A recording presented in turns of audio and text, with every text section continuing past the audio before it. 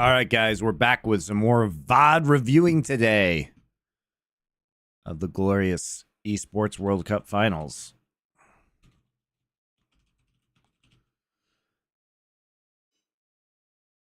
Hold on, I gotta get the VODs real quick.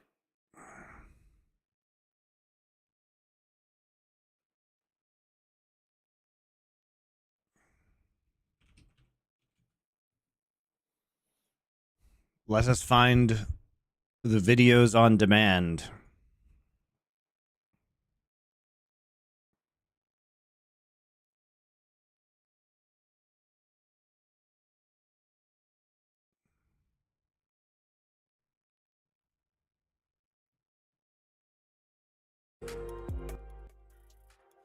All right, there we go.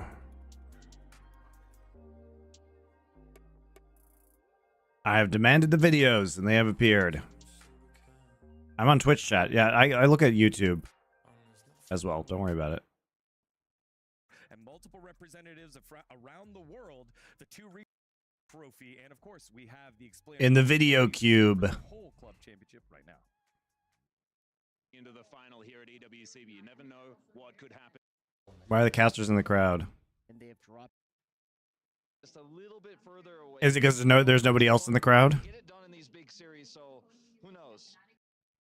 We want to know what you think. Head on over to STC Play for the SPT. Why does Degon look like he lives in the capital of the Hunger Games? .gg to make your predictions known. And again, a nice little thing that Jenny just threw out there was that it is a best of 5. Our first best of 5 of the tournament, and what we're yes, I'm in Korea. Now let's hear from the other side. We've got Kitty standing by with mid laner for Top Esports, Creep. Hi everyone, this is Kitty for the pre-match interview between T1 and Top Esports. By my side is the mid laner of Top Esports. So, I wanted to ask for my first question, because you've had such an eye-catching performance throughout the entire EWC tournament, what adjustments did you make from See whether he does actually lock that one away. Does not inspire confidence in me, and he is going to switch over to the Ezreal. I really prefer this Ezreal pick, especially because it's one of the most winning lanes right now that also scales.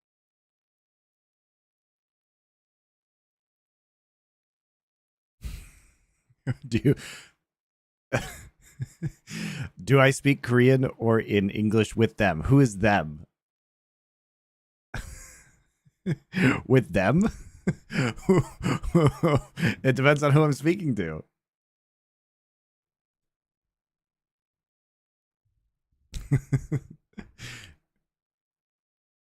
In this meta, and if you take that usually I try and speak in Korean to Korean people. All right. It's all right. It's all right, Delph. Don't worry about it. I'm just trying to figure out what you want, because I'm trying to give you an answer. All right. So Talia ban. So they're trying to ban out Faker here. Sejuani has been raising in priority throughout this event. No Rumble, no Sejuani. Interesting. Jackie loves a very good Sejuani. Senna. Wow. No Senna. Jackie loves a very good Senna, as is Gumayushi. No Leona for Mako. Mako engage King. So they're trying to ban out Faker here by taking the Tristana, but that just means he takes Corki, so I guess they want to opt into that matchup. They're also taking the Ashe away, but the priority here is on the Zyra, which has not been great for Owner in the last couple of weeks since the Zyra meta started, but you know, it's something. They do give 369 Renekton, which they must have been anticipating, so they're just going to take Cassante. Then we start to do some more ADC bans. No Ezreal, even though Gumayushi's Ezreal was frankly like quite bad. Take away Nidalee for Tien, because they already know that they want to go for an AP jungler. Could be Brand here. Okay, it's super weird that they're taking Braum when they don't see any engaged champions. Like, you usually don't blind Braum. Maybe they assume it's going to be Alistar for Keria. Maybe they assume it's going to be Alistar Zeri, but it could still be not Zeri. I mean, not like Braum isn't good into not, but like, it's weird. It's such a good CC setup. You know, you land the binding. I wonder if the Chinese teams have learned what Ivern does from MSI or not. Timmy boy, thank you very much for your tier 1 sub. 18 months. Wow. Hope you're well. I am well. I hope you are well, Timmy boy. Carries the stack. It is obviously pretty heavy AD composition. Watch the Doa episode on House of Dragons. So good. Is it a series now? Tonight's episode was so good. What do you mean? Is it a series? Nerd Legion is like 30 some episodes that we've done. It is a series. Is the House of the Dragons a series? We might do more episodes on House of the Dragon because we like it. This Bard pick does make sense for the laning phase, and we've seen already what Carrier can do with this in the series against BLG. He was able to bring that game back. All right, so they are going to go ahead and take the Bard out. Now, Bard against double AD carry, especially the Ashe, is going to be highly useful. This comp does not have, like, it basically doesn't have a lot of AP damage. Unless, like, Ivern gets, like, Medjais and a bunch of stacks. This is, like, very low AP. So itemization, particularly on Cassante, going to be incredibly easy for armor. Long range poke from Zyra and Corki here. They do have ability to kind of set up Zeri with a Bard ult in order to get a big ult off and like clean up a team fight. It looks more like a pick composition. They do have, you know, potentially some strong synergy in the top lane around ganking Cassante. But yeah. Oh, one more House of the Dragons. You've never watched that series? What? The culture? You should subscribe to the Culture channel. Here, subscribe to this channel. In the first place, in this finals, I have to lean towards top esports draft here. So Didn't get the impression that Doa liked it very much. He did like it. He said he really liked the second season. He was kind of mediocre on the first season. The thing is, Doa and I like different things, guys. Doa wants some fucking like magic fighty fight battles. Monty wants complicated political intrigue. So but then it was with Guma on the Jin, and that's sort of pieced together where you open up with the Bard ult, you have the follow up with the Polos, you have the Jin ult over the top of the team fight. They don't have that as much in the situation, and I think they might struggle to get onto that backline of top esports. If they don't, they are just going to have a rough time.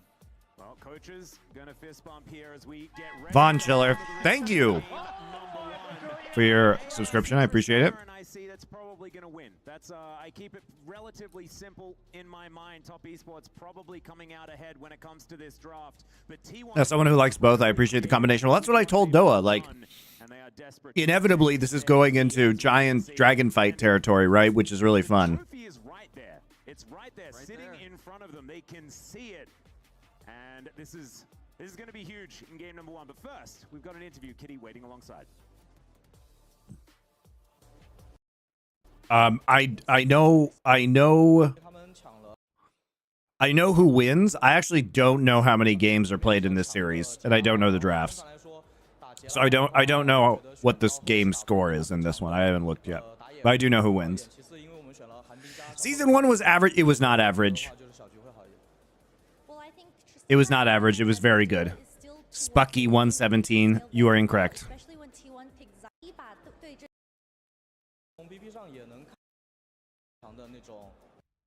Game we wanted to Finals for the Esports World Cup presenting League of Legends. Let's see who's going to be able to take that trophy with them and who's going to witness the last key. Did I miss the review? No, we just started. This game 1. It's a lot of tension going into this first game. And one thing to keep in mind as we head into this very first early game, the level 1's, you know, just a bit of a 5-point start here. The Ivern will be out-cleared by the Zyra early. She will get a farm lead. The Ivern will not be able to match because it takes some time for him to actually capture his camps and get that money. And that is where Owner is going to have to utilize that small advantage. All right, so it'll be interesting to see. It looks like a lot of priority for top esports here, so we'll see what they can do with this Ivern. Basically, they have 3 winning lanes. Space Turtle! Thank you for your Twitch Prime sub.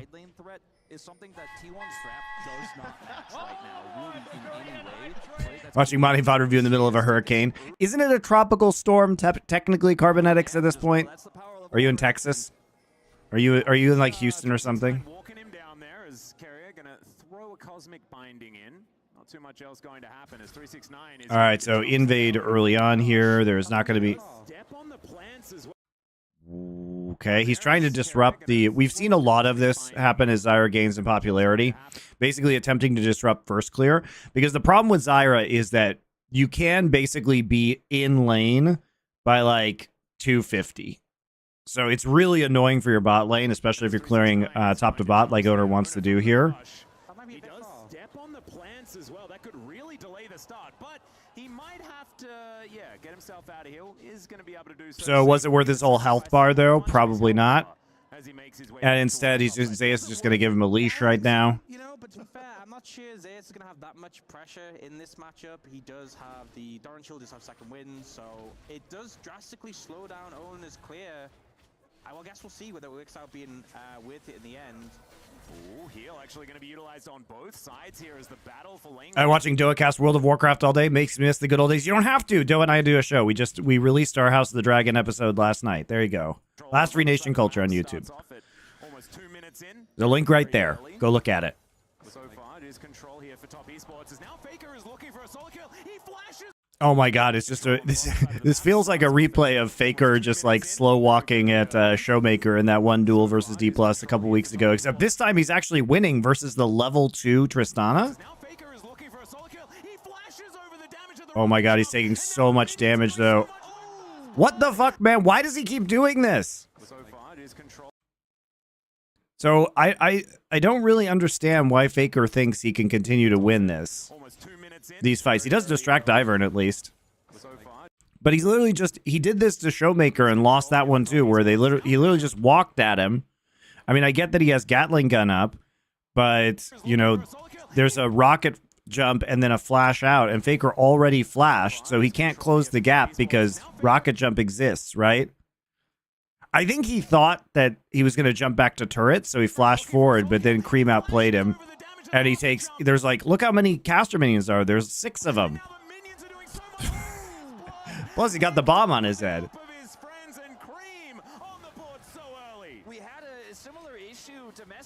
He flashed the landing damage from the jump. That's true.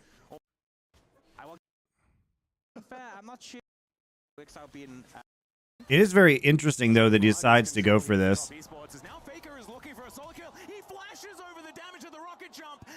Atlas even says it, yeah.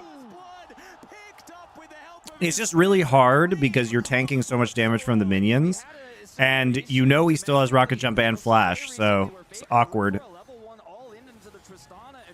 Similar situation with the minion damage as well. Another miscalculation, and it's Cream who picks up first blood. Already a tough matchup for the Corki. We've seen the Tristana usually win those out here, not only at this tournament, but just right now in this meta on the previous patch, this current patch. This is not a good start for Faker. We'll have to burn his toe. I mean, he probably wins that if Trist is in level 2. Because he wouldn't have both rocket jump and his bomb.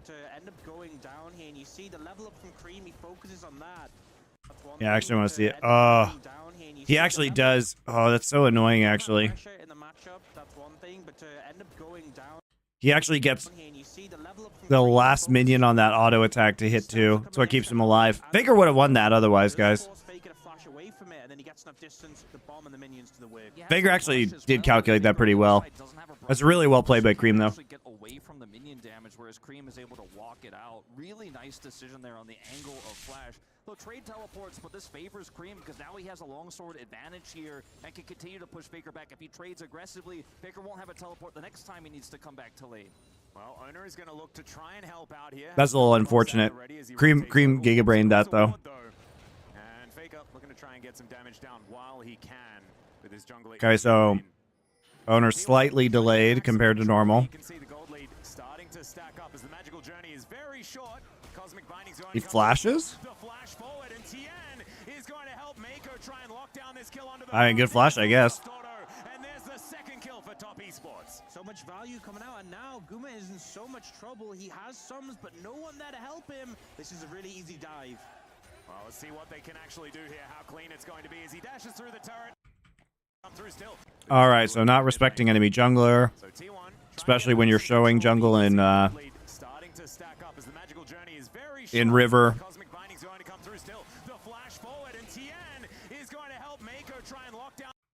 control, but you can see the gold lead starting to stack up as the magical journey. Carey also has to flash to get in range of the wall. So he actually used a short flash to get in range of the magical journey.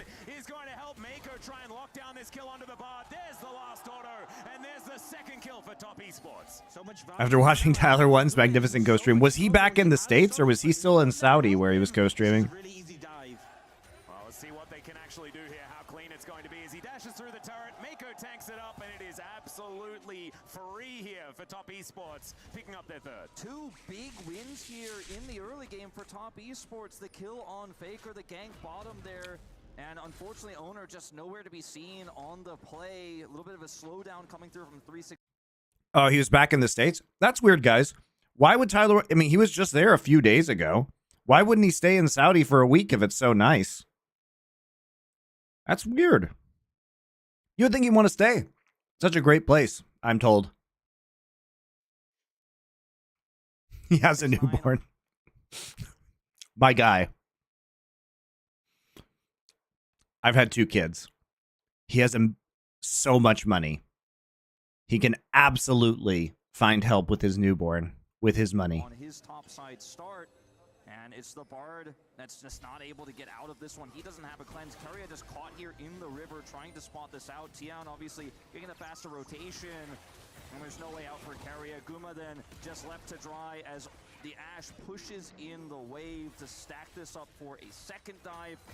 There's just nothing Guma could do here. And I feel like it's kind of been a hallmark of Tien, just really focusing down towards bot lane. You know, we saw it yesterday quite frequently, really putting the attention there and getting. Money doesn't replace time spending with his baby. Come on, guys. It's a newborn. You can miss a couple days. Every time he does. And I feel like it's so dire right now for T1. Because if Top Esports went in the late game with this composition, even, I'd feel pretty confident in them. But when they already have 1,000 gold lead at 5 minutes, it is not looking promising. Yeah, and we know as well that Tristana can struggle a little bit very early on, but then is going to be absolutely fine. And with that first, Do you think Tyler One has over $10 million? Yeah, a huge for sure. pressure point in this mid lane that was otherwise unexpected for T1. We'll see what they can do to try and mitigate it. This is not necessarily looking good as the Winter's Bind going to connect onto Keria. Gets himself through the wall with the magical journey, and Ona is walking his way down. Information though with that ward and the tri-brush does mean that Top Esports able to walk their way out, and it's measured aggression, but it's as much as they can possibly put in. As speaking of which, Cream in the mid lane is going to get the Valkyrie out of Faker, and it is going to be just a little bit of a wash there. But let's see exactly what's going to happen as Tien moving down here towards the bottom lane once again. Gumayushi gets the dash off, good cosmic binding. They're not able to find. How do you think TL matchup against G2? Well, in this meta, I think. I really wish we would have been able to see those games. Jungle expecting the matchup, but I really think they starting need to be finding angles to get advantages, using that Zyra's clear speed, maybe to look for some mutual objectives. But it just feels like right now both junglers hovering around bot. The lane is still very playable for Guma and Keria, even though they're in a disadvantage. But another good gank from Tian, and it could just be over. Yeah, really like the measured aggression. Atlas was, explaining how it's very careful, it's very aggressive, and it forced a reaction on T1. T1 handled it very well. Guma didn't have to cleanse there, even though the Asher was coming through. Mako committed his heal even, but it sets up for a follow-up, keeps Owner on the bottom side. And then guess what? This is the top side grub control I was talking about here. Tian starts up the first 3. Renekton has top side control. Faker's losing the mid lane matchup. You're winning all 3 lanes. I think this tourney makes Worlds more interesting now. I mean, we're likely to see a very different meta at Worlds. In a great spot. This puts a lot more pressure on T1 for the second one. Owner coming over here now. Faker rushing over as fast as he can, potentially to help contest this spot. With the Renekton so close by, it's going to be tough. Looking for a smite. Yep, Tian moving in. There is the smite, so Owner is going to pick up one of them. 369 getting in here. There's the grasping roots as Daisy pops up. And she is going to help out taking this final grub. That is going to be that, 2-1. So T1 at least managed to get that boost of experience there by taking one of the grubs, but this is still a Tristana with a potential 5. Honestly, Owner being down and How does Tyler One make $10 million in a year? He doesn't, but he has. I'm sure he has made $10 million. I don't think he makes it annually. He probably makes a few million annually. more members of Top Esports. No, a mil max per year? Hell no. No, he makes more than that. That dragon is still up and available, so Unless he's completely throwing. He makes more than that. Yeah, I'll see who's going to be able to get their mitts onto that one as Jackie Love Flashing away from Guma, level 6 before Jackie manages to get there. He does not make $1 million a year, then his business is completely fucked. He should easily be making that a year. What she can possibly do here. As Cosmic Binding not going to find too much as Mako turns back up again and will help Jackie as he clears up these minions. Yeah, and you know they were able to. Yes, this is the tournament in Riyadh. Dragon Pit. They also have one just to the right of the Tri-Brush. That's why Mako wasn't there. That's why Jackalov had to flash. But it's not all for nothing because they do get some additional vision here of T1. We'll know some more about the Dragon setup. And you have to really respect that level 6 Zeri all-in angle when you don't have your defensive arrow. Even with the barrier there, it could have been Guma getting enough of a lead to take the Dragon. Now, with Cream still in control in the mid lane, they can contest. I think that's why it just feels so rough right now in this game, because typically, you know, the Corki with the power of the Gatling gun, that's the lane you'd hope you'd have the early prio, but like bot and top were always going to be at a deficit in the early levels, just due to the power of both the Ashe and Renekton's laning. And it just feels like T1 are kind of desperate. I mean, T1 just opted into all these kind of like losing lanes, and Faker got outplayed in that level 1 duel, so it's pretty rough right now, I think, for T1. Oh, actually going for this. Oh, flash, nice. He flashed the Braum Q.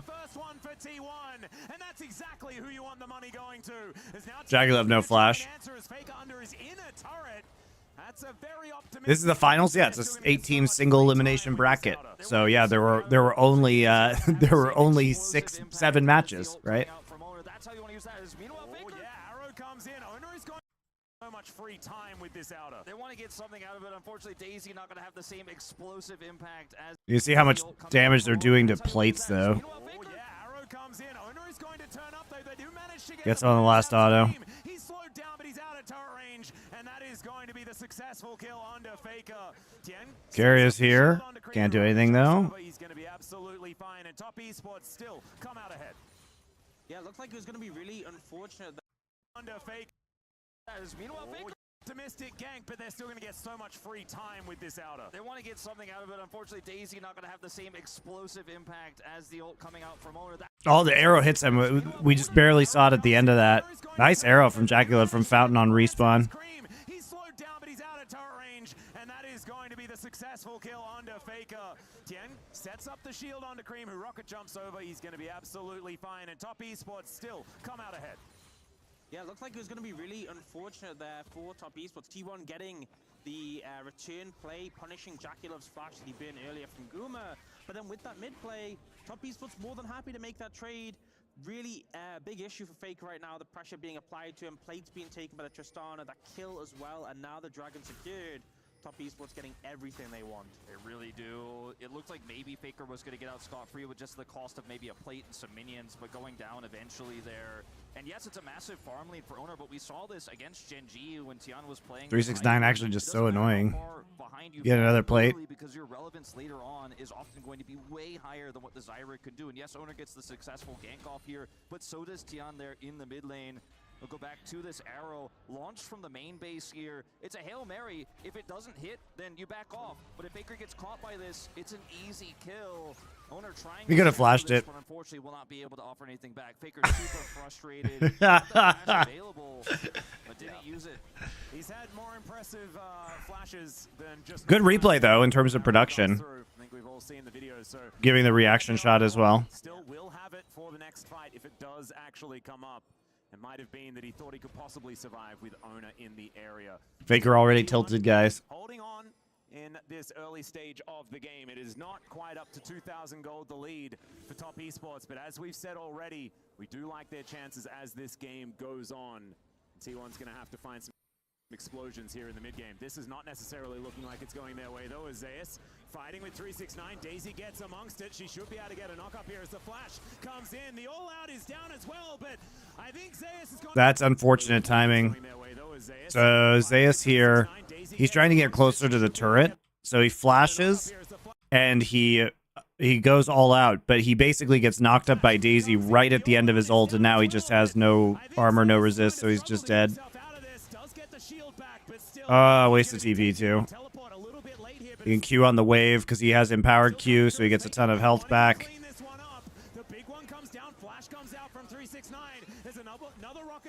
Yeah, he can't fight around Daisy like this. 50 gold, but Tien is still Dude, Asian teams don't respect Ivern. It's crazy. Terrible game from T1, honestly. Man, the power of There's the Daisy Galabea crowd. And it's just so frustrating to deal with. The constant damage, blocking your abilities. 369 managed to survive and get away. And this turret mid? With the red, just orders down, and yeah. Oh my god, they get all the plates mid, too. 2 turrets, 2 teleports, a kill in the top lane, and Daisy helps get it done. And Dude, Daisy was the MVP of that fight. Grubs, they have full control over the map. 5 grubs to this Tristana, who's that side lane threat. Nothing is T1 sided in this game as Zayas tries to pull him in with the all out, but just ends up getting chunked down. 369, so much damage output, and then Faker coming in with a late teleport here. It's so late that 369 can then flash this, and look at Tion getting the root here, allowing 369 to get out. Daisy knock up huge. He's got those empowered autos coming through as well with this brush, and Faker just doesn't have the damage. See you later. Well, he's got a tier. I mean, he's building tier Corki, so he has no damage at this point in time. Like prancing about. But yeah, I mean, it's such a rough spot to be in.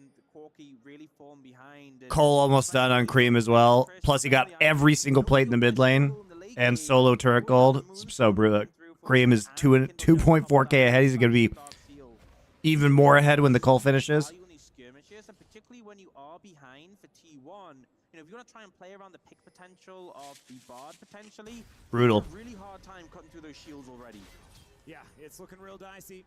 Zayas up here, fighting with 369, continuing to do so. Doesn't quite find the third Q there as the minion wave is going to be shoved in. And yeah, I think Zayas knows that he's not going to be able to get towards that turret. I think the only shining lights here for T1 are Gumayushi, the fact that he was able to grab that only kill that T1 had picked up. Also, some plate gold going his way. And I think Ono with the extra damage potential could be an avenue in some of these fights if the Tempered Fates are good, because they can really disrupt, allow that Zeri to start to get going, and maybe that's the opportunity. The thing is, I don't know whether they're ever going to get to team fights. You're exactly right, Wolf. Like, he's just destroying all these turrets. It's a second turret. He picked up so many plates. He just cashed out a Cole. He's got unlimited money. At 14 minutes into the game, as the 3,000 gold difference now that his Cole is done. And got more solo local gold.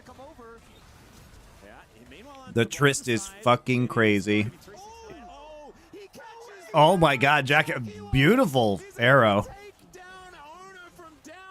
Oh my god, he got gold. He got local gold in the top side too. He shared it with Braum, looks like, but damn, 3.5k now.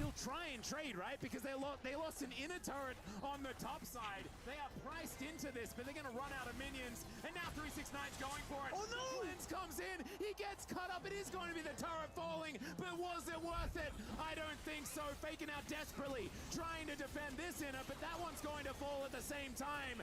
And boys, these motherfuckers are really trying to out base race Tristana with fucking Zeri and bot lane. They literally lost 2 tier 2 bots and got 2 people killed. So much more though. This team is so fantastic at finding ways to break tier 2s. They aggress the enemy jungle, but I mean, yes, that was a given. They were probably going to get that tier 2 top, but the fact the arrow snipes owner from Jackie Love, who's been so fantastic with these arrows today and yesterday, and 369 takes down Guma. It couldn't have gone worse for T1. Yeah, the fact that he had turret aggro when he gets hit by the arrow as well is just absolutely insane. Well, they try and dive it. He has aggro because they're trying to dive it with the Bartle. Happening, and it is so hard for the Zyra not to have turret aggro in that moment. Still fantastically well played here by Top Esports. And this is just such a disaster for T1. I want to, put everyone's attention to Faker's items. He's sitting on nothing. And his opponent, his lane opposition, is on 2.5, looking to get a third very soon here. Tristana is so much more relevant, can take these turrets out so quickly, get further map control. And it's a product of the draft, but it's a product of Top Esports just getting these early leads, being so proactive with it. I mean, this was a great draft, we all agreed, but we didn't think it was going to be this one. I mean, T1 chose 3 losing lanes. 6,000 gold, the advantage here at 16 minutes. Yeah, I mean, they've just completely slaughtered it. And the fact that the Tristana is so strong and the Ivern has a lot of gold. And the Zyra disruption at the start of the jungle slowed down Zyra's ability to punish the pressure. Like you say, doesn't have a lot of minions to contend with, but there is Shelly. What am I eating? I'm eating a pita with chicken shawarma and cucumbers and tomatoes and white sauce and hummus inside. It's very delicious.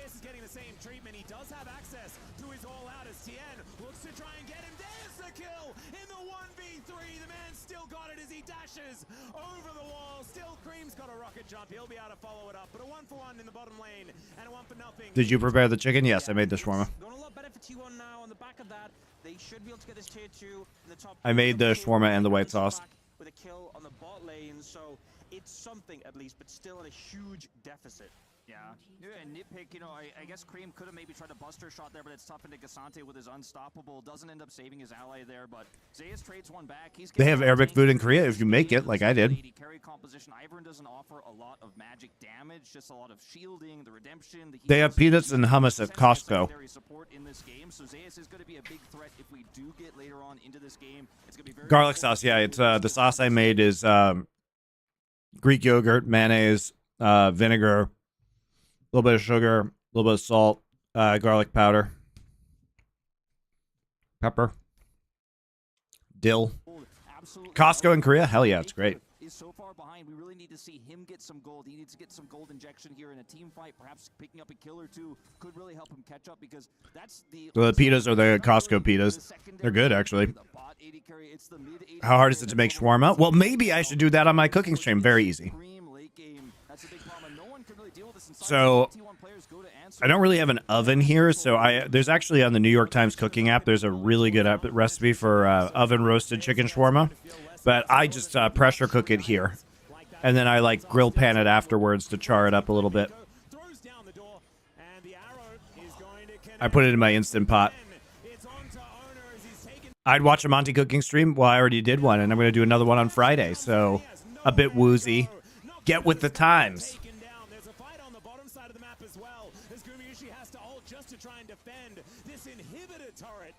Yeah, New York Times cooking is great.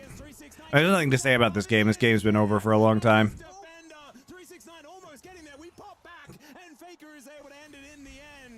If you a bit woozy, if you go to my YouTube channel and go to the live section, I made carnitas like a week and a half ago. And this Friday I'll do another one.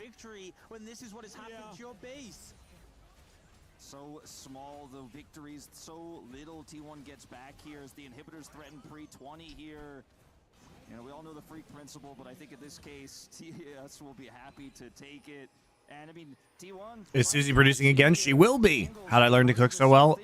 Cooked in restaurants and taught myself over many years. T1 once again fighting blind. Look at how many wards T1 have to put up just in their own jungle to see where top esports are. And this is before the Baron even spawns. In 45 seconds, once that's up, you're going to constantly fighting your way through all these brushes, not to mention the 2-dragon lead towards Hextech Soul that top esports is sitting on. They're holding all the cards. Thank you, Turn-Based Gaming. I love you too. It's always so strong, but particularly here where you are ranging your opponents, it's just going to make it impossible. Monty Doe is still the best caster. Go to Last Free Nation Culture on YouTube. That channel has our show, Nerd Legion.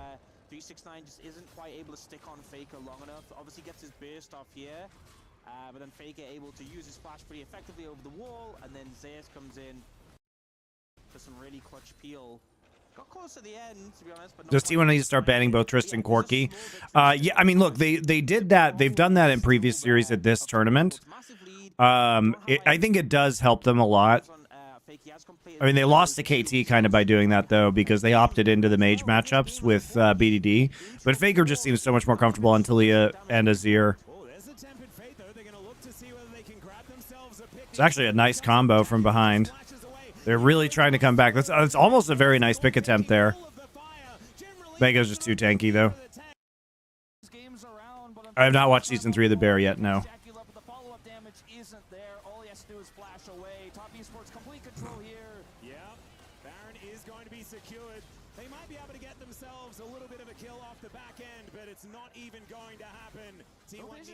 Let Zeus play Gumayushi. That's what, or not play Gumayushi, play Zeri. Let Zeus play Zeri. He's the real Zeri player on this team. No, T1 never roll over from behind. They always try and make the play. They always try and set the vision trap. They always try and make the play. It's going to cause them to lose this game faster, but they were going to lose anyway. I mean, this was just over when Cream got so ahead and they were trying to, like, out tier 2 race the Tristana. The concentration of gold on the Tristana is just too crazy. Yeah, I mean, we definitely had some issues with the draft on T1. And they're kind of just following through with the same bans. And you know, it doesn't make as much sense on the red side. If you ban Azir on 3 here, T1 just take Tristana, I'm more than happy. So it'll be interesting to see if they switch it up and target that instead. So they're still trying to ban Talia here. They banned Azir in the first game. Now the Ashe is going to get banned, interestingly, and Senna. So they themselves are not trying to take this. So are we going to try and first pick Trist? No, we're first picking Rumble. Very interestingly. So they banned Corki. So surely Top Esports is going to take... Oh, Tristan was banned. Okay, T1 did the right thing. So this puts Cream... Maybe Cream plays Yone now. Yep. So Maokai Yone as a result. Interesting. So they're going to try the Ahri into the Yone. This is definitely a pick composition from T1. I think part of the problem that they face is that when the Maokai is picked and the Sejuani is banned, with the Rumble top lane, you don't really have a viable tank option left in the jungle anymore. And so they're flexing into a pick composition. They could play Jhin here, maybe. T1's very good at playing Jhin. Jhin probably is amazing here. You know, you have such great pick potential with Jhin W, and you can set up with his ultimate. FFT Suzuku, thank you for your Twitch Prime sub. Appreciate it. I think the Cassante feels very, you know, flexible here in this draft. I mean, not in terms of where it's going, but what it can do against all this CC, because he's just so tanky, can be a really strong frontline. You had some quality esports cringe. Watch Kangas and Kitty do crowd work before game 4. Okay. Out in the sea of Galabeas.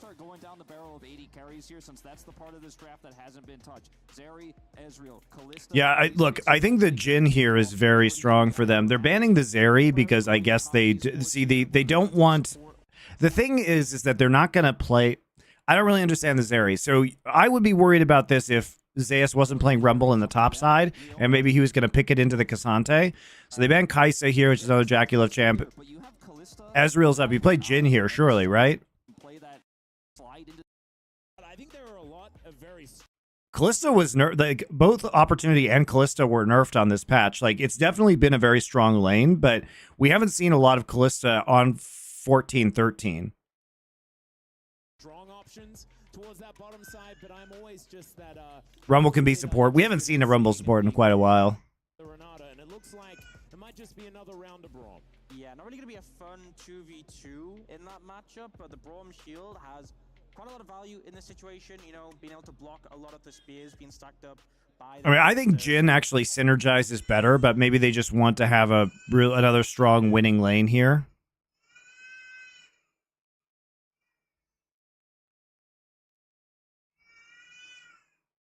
Screaming baby time. Do you not know what happened at all? I do not know how many games are in this series, and I don't know pick and bans. I know who wins. That's the only thing I know.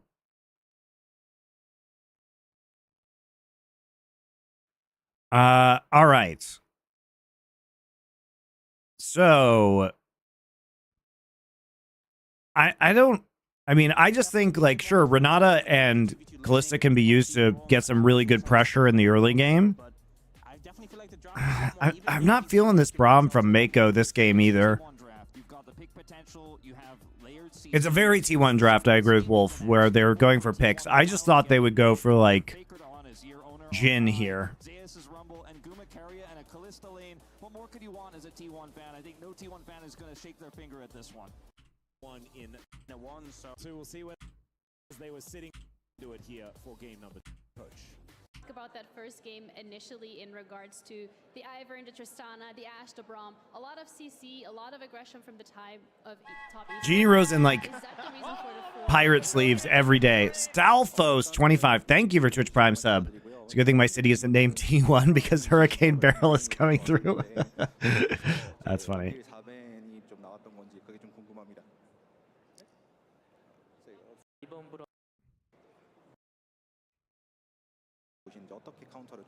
Is this what the Zoomers wear, guys? Is this Zoomer clothing? Big fan of, for me, later, get to see it yet again as T1. Today, okay?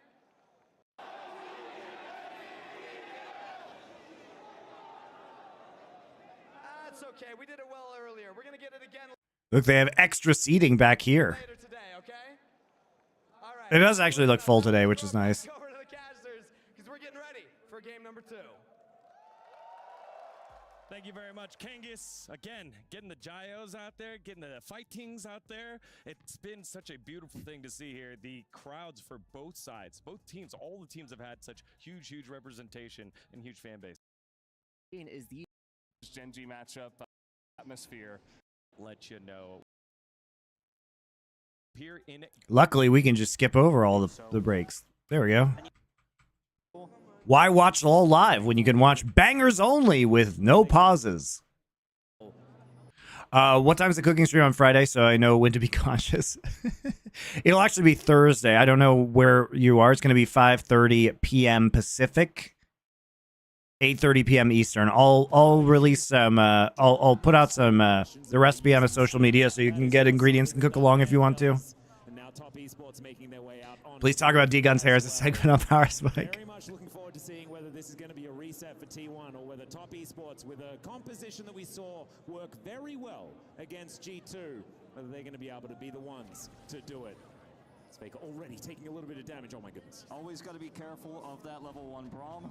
And Faker is going to be respectful here. Zeus going to collect some damage onto 369, some additional gold. But look at this draft. I mean, we talked about it. D-Gun looking like he's about to host the Hunger Games. That's what I said. I said I thought he looked like the start of the stream. I thought he looked like he lived in the capital city of the Hunger Games. The strongest right now in this meta, but we're going to have another lane swap, gentlemen. Once again, Jaculeb headed straight to the top lane. Carrier moving towards that bottom side, so T1 not aware of what's going on here, and of course with 369 in that tri-brush, maybe T1 don't quite know what's happening here. They do have this forward ward though. We'll see where the Top Esports move on in. And you know, even though Top Esports didn't have a fantastic MSI, as a team they had a really good understanding of lane swaps and how they could leverage them for XP advantages, or in situations like this, to avoid rough lane matchups. And that is the goal. You know, you have Xante playing the Rumble, not the most fun time, but mostly playing into this Callisto Renata is something you definitely want to avoid. So we do see that similar top laners ganking mid. That kind of became a hallmark of MSI. First strike gold, always going to be really nice as well when you're pushing in like this. His owner will secure the smite. Yeah, you can see heal actually going to be invested here as well as the Winter's Bite. Mark of MSI. First strike gold, always. All right, so this is pretty classic. In early, they're lane swapping right now, and then they're just gonna try and invade with Braum because Vi is a turd before level 3. It's a good invade. Force the flash. Because you just don't have Q yet, so you just can't fight at all. Denied the blast cone and will find himself in trouble. Can just head right down to the bottom side, clear from here. But an aggressive level 1 play from Mako. The heal traded for flash. You'll absolutely take that as Top Esports. I think looking at the scope of how we've seen the drafts play out, really for Top Esports, even if they're a little behind on the back of this, they're still okay with that. T1 one of the ones getting the major advantage out of this, and we did see that change from MSI. So they're swapping out of the Callisto Renata lane just not to get bullied early on. 369 was pretty bad at lane swaps though at MSI, so I'm a little bit concerned for him here. But it also holds down the Rumble because the Cassante is just a lot less item dependent. Teams actually trying to employ this lane swap strategy against T1 because they weren't exactly super comfortable with it. However, this is a different time and a different patch, and now it is slightly less good to do the old lane swapping. You can see how much the difference is in damage here in top versus bottom turrets as T1 rip through these plates twice the speed of Top Esports here. So they're going to at least be able to get this Gromp here, Meko and Tian, but T1 really fast take of these plates, and then you can see Owner heading over. Yeah, Disruption of Vi actually didn't get punished very hard, honestly.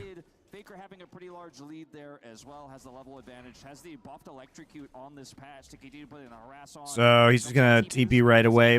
So he doesn't know this. So basically, the issue with current lane swap guys is that you have to just kind of guess when they're going to leave, right? And he doesn't know that they were actually helping take the Gromp here for Tien. And so he thinks they're already gone, which is why he TPs immediately. But Jaculeb and Mako, you can set a trap here, and they're just resetting. They're resetting because what happens is the call is, and taking away some of Tian's jungle okay, so we're recalling right here, we're recalling right here, and they're watching this, and they see Zeus walk away, and they think that he is going to come up here because they want to give 369 solo XP, and so they cancel their recalls when they see him walking away, start it up again just in case he's not coming, they see the TP, and then they go in.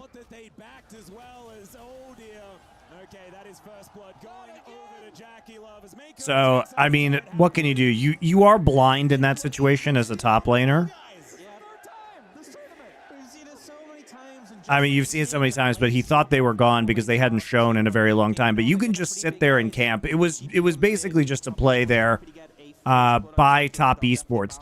But there is a cost to that, guys. You know, it's not like there isn't a cost because they delay their recall at this point in time, which means that 3 plates are taken bot compared to, just 1 here.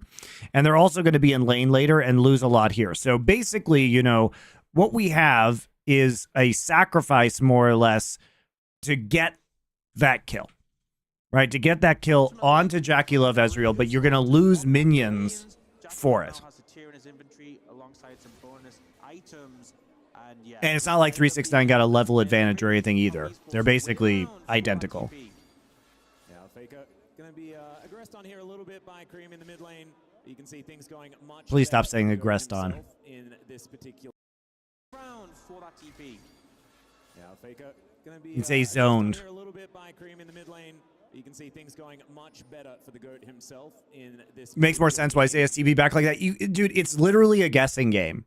It's literally a guessing game as to how long their bot lane / jungler are sticking around. You know what I mean? You can see things going much better for the GOAT himself in this. So it's whatever. Because the question is, guys, did Top Esports get a substantial advantage? They got like a 200 gold advantage out of doing that because of the plates that went down in bot side, right? Even as far as the top laners, it's not going to be another one of these very skewed games. And they lost another wave in bot. We'll see how 369 is going to do in this matchup as all the deception comes out. Bit of damage on the Cream, but otherwise not. So it was like a slight advantage, I guess. Top Esports avoided some of the tougher parts of the matchup into the Callista. And you also have to consider as well, on top of this, that Zeus in this top lane loses his teleport, dies, of course. That's a kill going over to Jackalef. But at the same time, in this matchup, it's difficult for Cassante to actually punish Rumble's lack of teleport. He doesn't rely on mana. Is just going to be able to continue to trade aggressively here, and there's no way 369 could trade with him and then teleport back to get an advantage. So not the end of the world here for T1, but definitely a larger lead could have been had as Faker in the mid lane. Tian going to peek, but doesn't commit. Yeah, we see a lot of damage being done to Cream on this Shone, but part of the power of this pick is just you go Doran Shield, you go Fleet Footwork, you go Second Wind, you gotta just shake it up. And now Zeus does have Flash here, but might be in trouble. Yeah, the teleport didn't work out. Let's see whether the Flash does as he gets Bramble smashed back. Faker is here though, the teleport very early on, and now Nice job by Faker. Good TP. Misses Charm though. Unlucky. A bit woozy. Thank you for Twitch Prime sub. I welcome you to my cooking stream that you said you wanted. He actually hits level 6 off the wave, which is huge. So immediately pops Spirit Rush, goes in, 369 dodges the orb on the way back, which is the true damage portion, but there's still a dash left, kills him with Charm. Yeah, I can't live through this either. Really good TP from Faker. Because they both basically opt into a recall in the middle of the lane. And effectively, you know, Top Esports disrespects the TP play coming in. And Cream doesn't TP top. He TPs right back into mid lane. So it creates this opportunity. Once they see Yone. Here's the mistake, guys. Cream then shows on the wave. Right, he shows on the wave here, which means that they know they have this 2v3, 2v2, and Faker's calling, hey, I have 6. Kill 1 minion, I have 6. And that's why they can extend this play and get the kill, is because Cream TPs to mid. He doesn't follow the play, and then he shows on mid wave.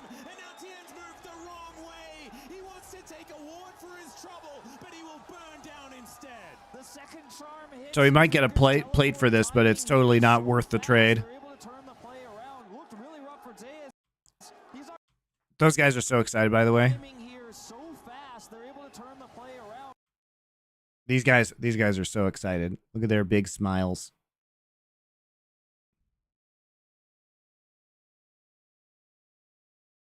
Big smiles. I love LOL.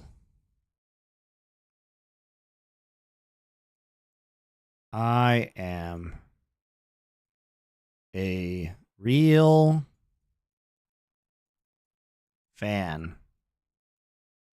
Wow.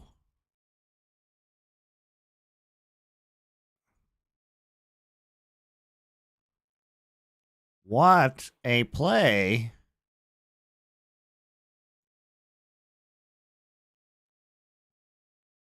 By Faker.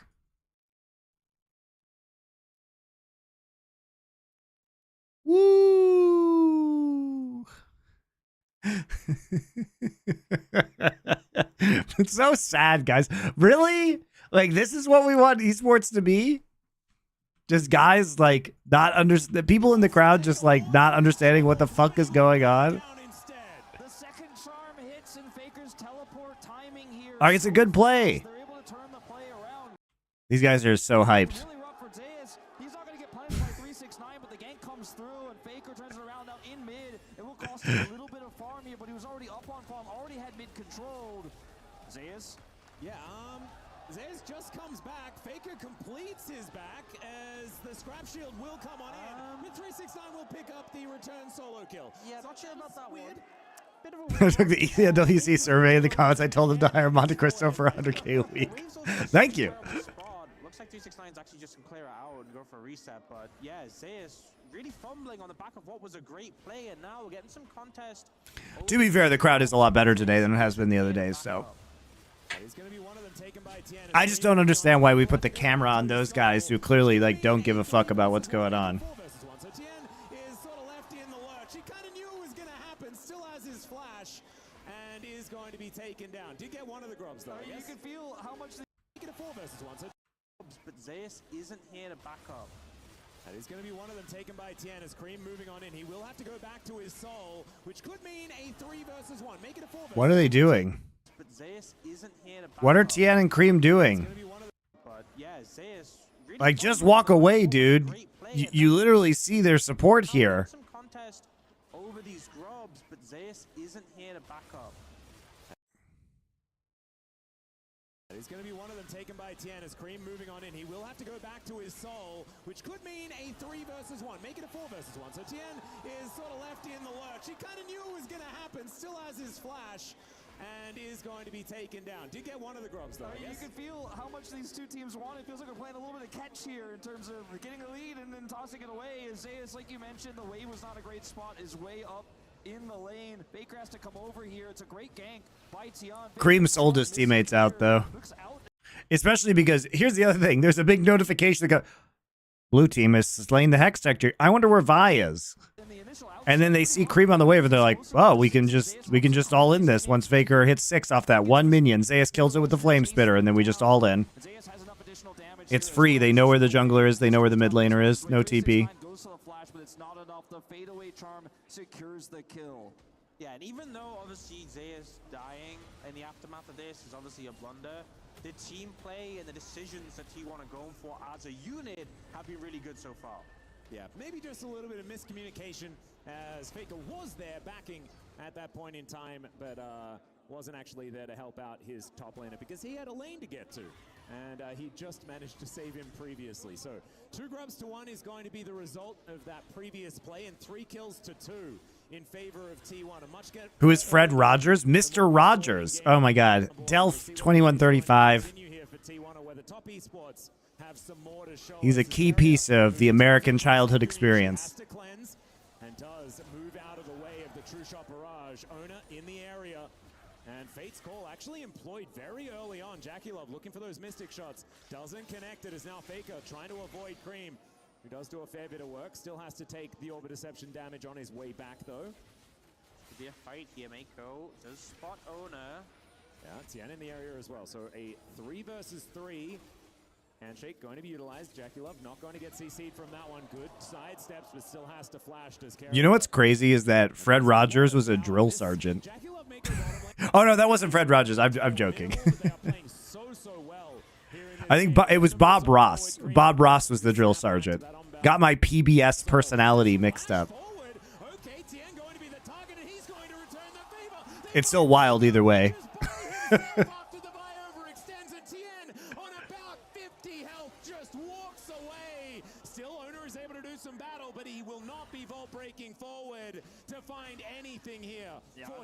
Unfortunately for T1, 2 plays kind of going the wrong way. Top side, a very sloppy battle, but he will not just by himself.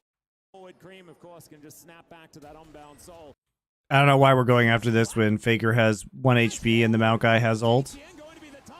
He literally just gets rooted into, he gets ulted into the Yone ult. Maokai ulted into the Yone ult.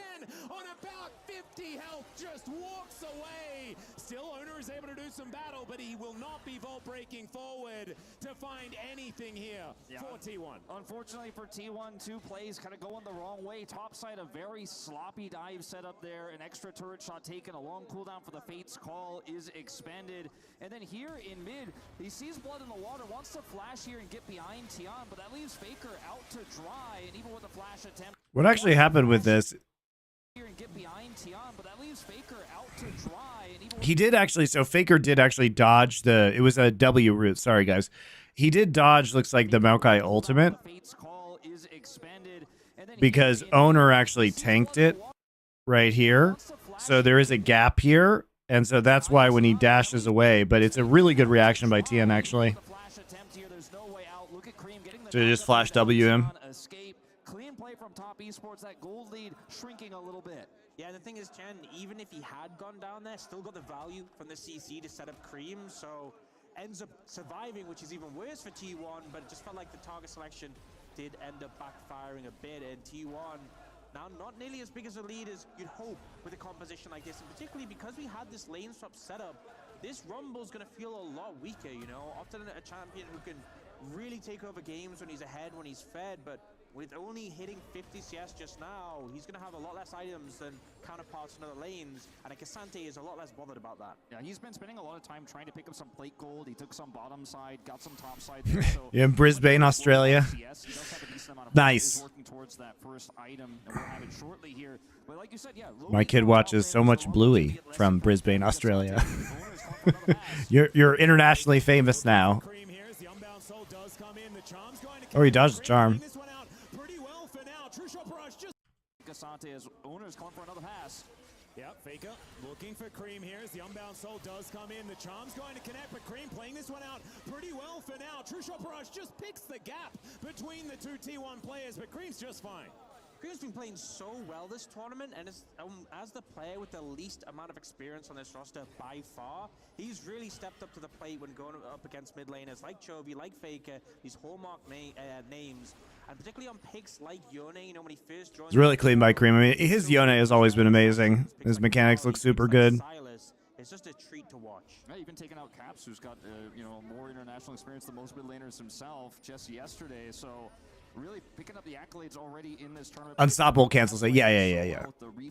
When you snap back, yeah. It's just well played because he predicts the charm. T1 not in position to contest. We'll see what soul comes of this as we're 1-1 apiece. This is not going to be the same type of game with Grubs where there's a Tristana in a side that can absolutely run away with the game. At least T1 pick up the consolation prize. Yeah, they're going to be able to head on over there. Oh, now might be Mako getting caught out. As Zeus is moving on in here. Does have the equalizer up and available, and Mako, he is not. Dude, Top Esports is going to throw this game for Grubs. It's crazy. It's fine. They secure the Grubs for this, though. That's the thing. They can still get the Grub buff. Do I watch any baseball? No. I am not a fan of baseball. I think it's a terrible sport. Who invented a team sport that 90% of the time is a 1v1 between a pitcher and a batter? Super bad. Super bad concept. I do like going to baseball games, though. They're fun to attend live. Yeah, managing to pick him up at the end. You saw Mako thought maybe just to be able to survive, but it's kind of showing the power of this T1 composition with his pick potential, and this is a pretty long fight. Monty tuned in to watch the VTuber sing-along. Dude, I saw that and I was like, should humanity destroy itself with nuclear war? And the answer is yes. We don't deserve to live. After VTuber take me out to the ball game, society is over. But it's kind of showing the power of this T1 composition with his pick potential, and this is a pretty long fight. Guma cues the wrong way. Oh boy.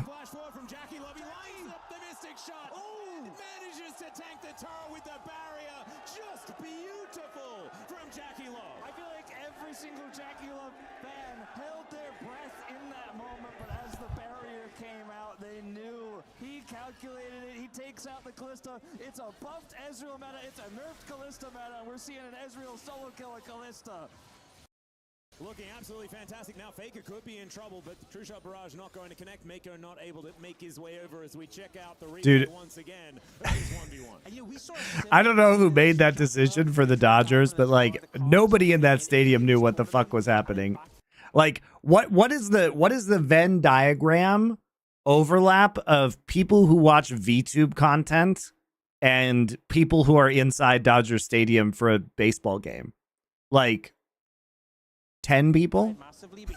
This is so weird. But gets the Mystic Shot, the barrier comes in and then just gets out of aggro range in time before the next shot. They have a lot of Japanese fans, that's true. I suppose it was a Hololive, so it was like an actual Japanese VTuber, but come on, man. The overlap there is nothing. Trouble here as the minion wave is going to move on in. Jackie Love and Mako just repositioning towards the mid lane. Gumayushi, though, will get some free time with this bottom outer. Thanks to the extra grubs, of course, a 5-stack, meaning that the Void Mites are out. Does mean that they're at least able to augment that gold lead a little bit further. And T1's game plan has been slightly hindered, but it is still underway, right? They still have that early game lead. It's even on Dragons for now, but maybe they can start stacking up a few of these oceans that have... Now that they actually have pressure in a lane, look what they're able to do. Shocking what happens when they have pressure in side lanes. So it's getting rolled in every single lane like they did last game.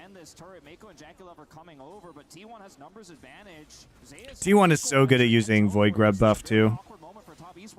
This is what you're leading into, Alice. You know, this timing for T1's composition incredibly strong with the extra kill that Zeus picked up and that extra plate gold. He sits on his Leandries right now. He's going to be totally fine up there alone. Jackie Love trying to come over here and put some chip damage into this mid turret, but T1 using their spike incredibly well, even with no objective online. And the fact that they're just going to get this tier 2 bot, it's such a huge influx of gold. Is Gumayushi's Zeri still a weakness for T1? Yes.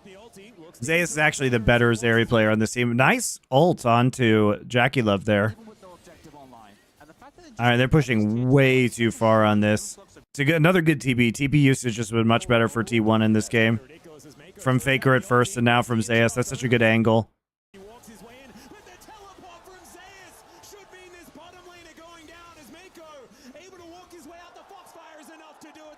Nice job. Really good TP from Zeus.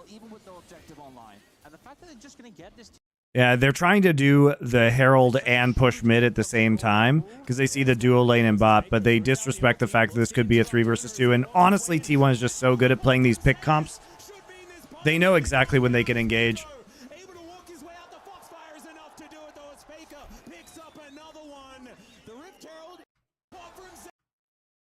Just gonna get this tier 2 bot. It's such a huge influx of gold. Yeah, it's kind of ridiculous. But Ari Vi also, the synergy is just absolutely huge. He just gets 100 to 0'd. Yeah,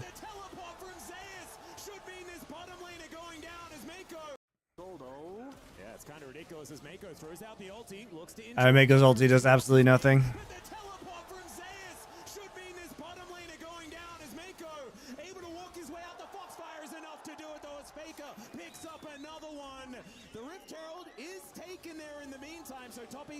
Yeah, but you lose mid turret for it probably. They can dive. They're not going to dive this. Losing that tier 2 bot, they have to make a counter punch. They try and get the mid tower a bit lower, maybe hoping they'll set up a Herald to take it. But a beautiful collapse from T1 comes through. The layering of the CC was there. Jackie Love goes down. And on the back of the tower take bot and that play, they now have 4,000 gold lead. And Zayas could just come right back up here to the top lane. Has that been picked a lot before this tourney? Yeah, Ezreal was buffed on 14-12, so it has been a power pick on the last couple of patches. There's no way that you could see a teleport from 369 here. Zayas, on the other hand, finds the flank angle with his... Do you know if you can Braum shield the Rumble ult? You can, I believe. There's no damage to trade back. But he wouldn't have known that the Rumble was going to TP in there. T1 with a huge swing forward here again. Now the gold lead nearly doubling what it was moments ago. 4,000 here, the advantage for T1.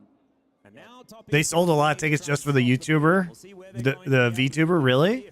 They are able to do that as Skirmishing and Carrier here in this mid lane. Even though that 1v1 goes the way of Jackie Love, I think that Skirmishing being able to offer so Maybe I'm wrong, but I think you actually can. You can Braum shield Equalizer. They sold out all the merch too. Well, I'm wrong, guys. Apparently people really wanted to go see a VTuber sing "Take Me Out to the Ball Game." But that only reinforces my belief that all of civilization should be destroyed. These leads early for T1, and it does not stop as Mako gonna have to flash away. We'll do so right here. 24 seconds on this dragon, and I think T1 kind of want to take it. Yeah, I mean, it's an Ocean Dragon. It's only T1 second. I think top esports, you definitely do not need to contest this one. And the scary thing is, against this T1 composition, so easy to set up that initial pick. I'll show you the VTuber singing thing after this game. Is just going to easily allow them to snowball a fight. I think top esports composition. T1 kind of want to take it. Yeah, I mean, it's an Ocean Dragon. It's only T1 second. I think top esports, you definitely do not need to contest this one. And the scary thing is, against this T1 composition, so easy to set up that initial pick when you have the Vine and the power of the Ahri with the follow-through and the ult is just going to easily allow them to snowball a fight. I think top esports should really be cautious and ask themselves, do we even need to contest this dragon? Baker's TP almost back up as well. 369 just used his, so if this goes on for much longer, you will be able to join in as this Rift Herald will crash through. They're going to try to take out this turret. Big win here for top esports. Great neutral contest into turret take. Yeah, going to be the dragon fully taken down. They did manage to deal with the minion wave, but you can't kill Shelly that quickly. And so she will be helping out. Tian taking a fair bit of damage, though, as Ona gets... Yo, that is such a good equalizer. Holy shit. That is such an insane equalizer, guys. Dude, they just are disrespecting. They're pushing way too hard. I think they just got used to taking objectives after last game, and they're still locked in that mode because they are just disrespecting where Zayas could be on the map this whole game. Oh my god, that is a fucking insane equalizer, guys. That's the dream ult right there. They also force Cream's flash because he walks back due to hostile takeover, and they're just going to push through and dive. Very nicely played by T1. Wow.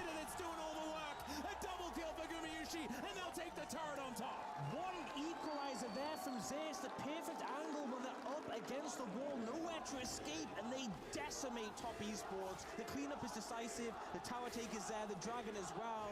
And T1 making it clear there's a lot of fight left in this series. Yeah, you get a turret, but it's going to be at a heavy price because it means you're so far up there. When the turn comes through from T1, you've got to play respectfully around all the ults, all the engages, the CC, the layering that can come through, that it leaves you against the wall. And when you're on that edge there, the equalizer value is just so high. Zayas starts it off, and then the team with the follow-up is so beautiful. Watch this here as we see they back away. Look at Owner.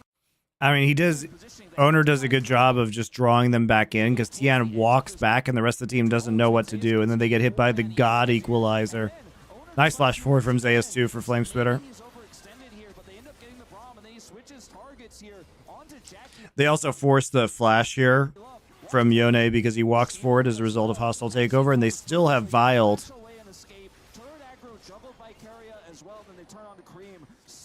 Sick passage of play there from T1, really showcasing what they're capable of with a draft like this. And that says it all. I mean, I feel like with an equalizer, often you can get the initial damage down, but people move off it pretty quickly. But they were burning for such a long time. At the winning moment, so Miranda's going to run up the T1 player. It's Joe Marsh in the Saudi outfit. It's not. Surely not. He has bounced back in a massive way. Yeah, it's been incredible here. Is there Josh, their COO, who's just wearing a Galabea for funsies? Straight up decimation from Zeus on this Rumble. He's going to have to keep it up. We'll see whether he will do so as this outer turret and next port of call. Faker going to land the charm, but not really going to get too much as the Unbound Soul is going to be employed. So T1 need to keep their feet on the pedal to continue the Fast and Furious references. And Cream clears out this minion wave. Top Esports, I think, just need to right the ship. 369 is just in the middle of nowhere. He was up top side trying to maybe shadow, make sure they can't actually set up for a turret kill there. But this means that Zeus has had so much free time down here in the bottom lane, and he got nothing out of it. Now trying to go for this flank, but he's seen on this controller, and Zeus will be able to get out freely. And now the Rumble lead has really ballooned. He's almost 2,000 gold ahead, has 2 items. The Riftmaker so good for this brawly composition. And T1 are winning on both sides of the map. There's no inner and mid. They're using that Pyro incredibly well. Here comes Guma. Yeah, ultimate out immediately from Cream, but there's the follow-up from Gumayushi. He gets slowed down, though. And that is very important for keeping these top esports members alive. But this time, Komari Masita, thank you for your subscription with Prime. It's a beautiful day in the neighborhood. It is. Won't you guys be my neighbors? Sort of seeing the meta that we've had for the tournament where games really can be so explosive when one gets an advantage. What do I think about the Rumble build? Yeah, I think top esports are going to have a rough time because I mean, Riftmaker isn't that weird on Rumble. And against a Vi, against, you know, this Fed Rumble can equalize. This is like how Keen builds it a lot of the time. So easy for T1 just to immediately eliminate one of them, and then you have one carry fighting against a Fed Rumble, Fed Cliff. Yeah, I mean, like this looks like Keen's build to me. So I think really for me, top The question is, like, do you go more tanky after a third item? Because, like, you can definitely build more tankier, I think, if you're Rumble at this point in time. They have so much damage as 2-item Rumble here, and the Callista, the security, even this early in the game, is quite strong for T1, and he can join at a moment's notice. Isn't showing on vision right now, so look at top esports. They have to respect, they have to fight into a choke point, potentially with an equalizer here, if Zeus had to. Like, this is where Keen sometimes builds Jack Show. Completely blind. We've seen a lot of great vision control from the LPL teams in the Storm. Do I have the stream quality on auto? It seems a little low. Ooh, maybe I do. And it's really tough for top esports to break in. So hard to get vision. Hold on, I can do 1440, I think. Try that. The next thing on the minds of T1, I mean, as soon as it spawns, it's kind of on the minds of T1. As True Shot Barrage going to have to be used just to scout the pit. Jack Show can be actually super good in this situation, as we've seen from some of the Keen games.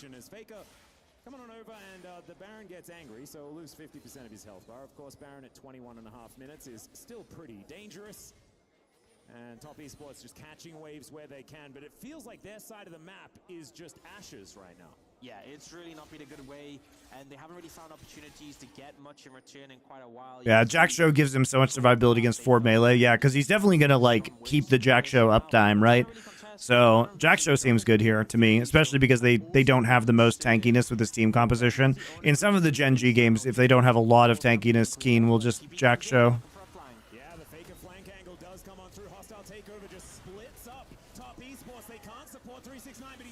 Oh my god, these equalizers. Gets unstuck. It's a nice play by 369, though. Unstoppable on the charm. And even though Mako and Carrier shake hands, it's not going to be a team fight. T1 just taking control of the map. They do lose a couple of ultimates, but they'll retain a whole bunch of extra control. Should be Dragon out of this guarantee, but they want. Have I watched Dota at all? I watched the International, but I don't know anything about Dota, really. Riley would be good for Zeus too, sure. I mean, when they have so many melees, they're just never going to move with Riley's. And there's just no opportunities here for T1. Yes, they get away without anybody dying, but the equalizer value is just so high, they have to back away. They can clear this vision, but and yet still it's not enough. Still not enough to be able to turn things around, that they survive that initial engage. They lose the dragon. T1 now 3 dragons, 1 more to get that soul, and still you can see Carrier back up around the Baron, looking to clear control out of that wood there. Really high. They've got something, and there are teleports available from both 369 and Cream. So if T1 do decide that starting the Baron is a good idea, there's a possible avenue for attack here for Top East. It's Zeus on the bottom lane, pushing wave after wave in. TS, I mean, they have to respond. 369 has to walk down here. He has teleport, but now again, they could contest mid, they could contest neutral. Those visions, or the wards, the vision that they've set up is going to be cleared, as you say, because they just don't have enough to protect it. Okay, this one does get protected for the moment. but Owner will eventually push it back, and now Top Esports have to walk away. You mentioned the ult-based composition here for T1, Ox. I mean, it's so reliant on chaining these ultimates together. Now they're back online, so the timing window for Top Esports has really faded away here. Full vision goes to Top. Ziona has done nothing the whole game. I mean, he's had some good mechanics at dodging charms. Now it's safe. Yeah, they managed to clear out that one pesky ward there as well as Faker looking around, wanting to spot to see whether Top Esports are here on the contest. Tien looking to clear out this ward, and T1, they just... Yeah, you want to see if we can get the turn right there. There's no point in 50-50ing this and losing like Team Liquid when you have a 7,000 gold lead. Have to go for a reset, and at that point, then they can safely take down the Baron. But it's suffocation here, and not wanting to make any risks on this map as Mako possibly caught out. There's a handshake. He puts up the door. He's soaking a lot of damage, but Faker dives in. He picks up Tien, who does have the twisted advance to try and get forward, but Oh my god, they're all just on top. They're walking on top of the equalizer. I mean, look at that equalizer just to finish off that kill. He's zoning out Tien, forces Tien's flash, but they're all having to walk back into that choke point. Owner goes in. Huge plays.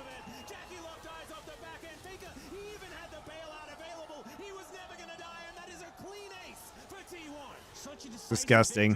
What a great game from Zayas. Zayas still tanking the turret. Doesn't matter. Game's over. Mako has to check. They have no vision. Somebody has to go in. If they don't, the Baron is lost. They walk right in to this chain CC composition. The snipe from Zayas with the equalizer and T1. T1, when they get ahead with a comp like this, with the pick comps, is just so disgusting. Really good TPs from Faker at Zayas that game. They won those skirmishes very hard as a result. Why is there a huge pause in between these games? Why is there a... My god, it just goes on forever.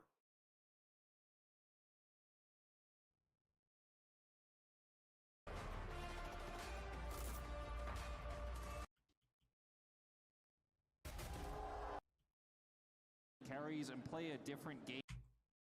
All right, I'm gonna go grab some more coffee. Be back.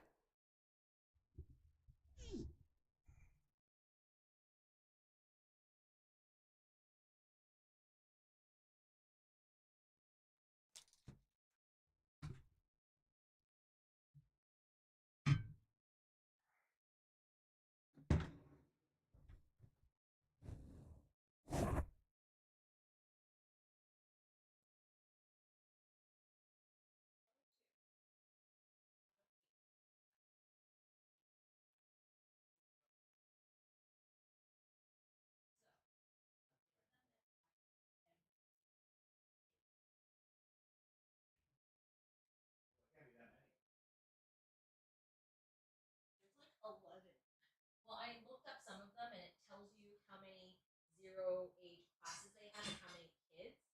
So it's a 3-to-1 ratio at that age. So obviously, if it says like 2 classes and 6 kids, they're already full. So some of them, they said 2 classes, like 5 kids. And I was like, call for them, and she said yes.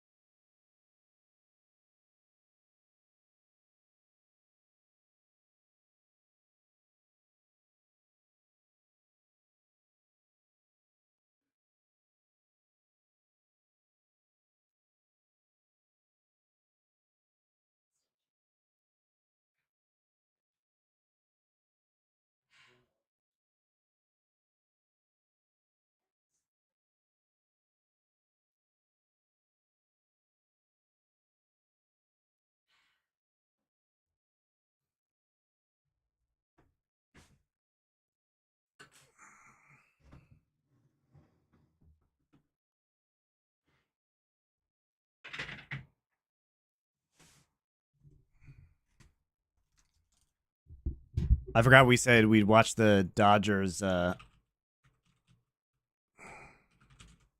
VTuber segment. It's cringe, guys. I'm warning you.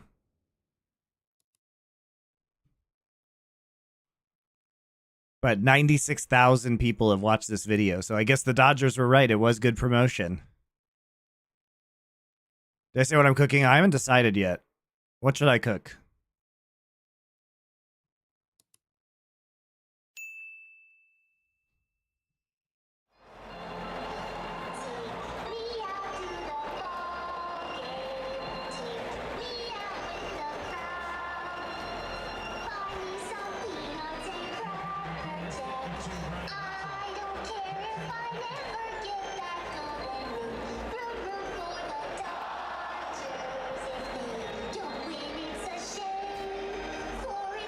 Society's over, guys.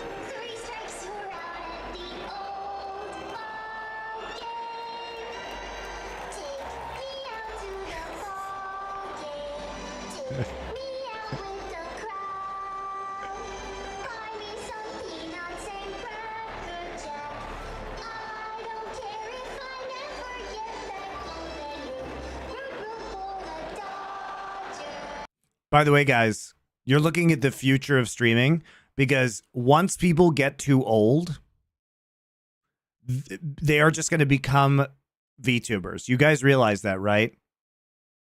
Is that once this current group of streamers becomes too old, they're just going to have to become VTubers to extend their careers by like another 10 years. Now, I don't have to do that because I don't have a brand that requires me to be eternally young. You know what I mean? Ninja, though? Pokemon? I think we might be seeing a VTube transition, guys. Top esports decide to do. These are picks T1 can rely on. They don't have to play double 80 carry. They don't have to stick with the meta that's been the last 3 weeks of LCK domestic play. The Gnar ban leaves that pick open. You also look the same as you did when I started casting it. No, I don't. I'm actually way more jacked now. I expect it, and there it is. Wonder what this does to the Corki priority is obviously we've seen him struggle against a Tristana, but no Tristana means you can put that priority in, and I feel like I have an idea. And we've seen Ninja's a victim of his own success. He's not a victim, guys. This is just what happens when you're a children's entertainer. You are wildly popular for a very short amount of time, and then the kids grow up and you become uncool, and then you have no career. This is what happens to every children's entertainer, basically.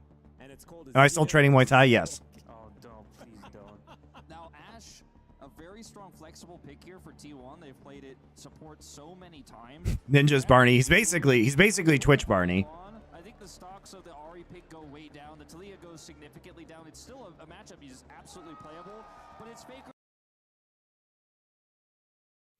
All right, so let's take a look at this game. So we're banning the Gnar, which Zayas has been playing, and we're banning the Vi and the Sejuani, but the Maokai's still going to be up. You left the Ashe up. This time, we have left the Corki up as well. Corki gets first picked here because Trista's banned over here. No Rumble, no Senna.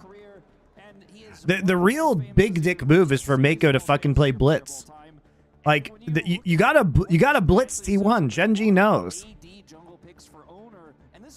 Really complex right now for top esports because picks like the Iverns, those stocks go way down when you have Emperor's Divide to engage. You're paying for my therapy for exposing me to cringe. Well, here's the thing, dude.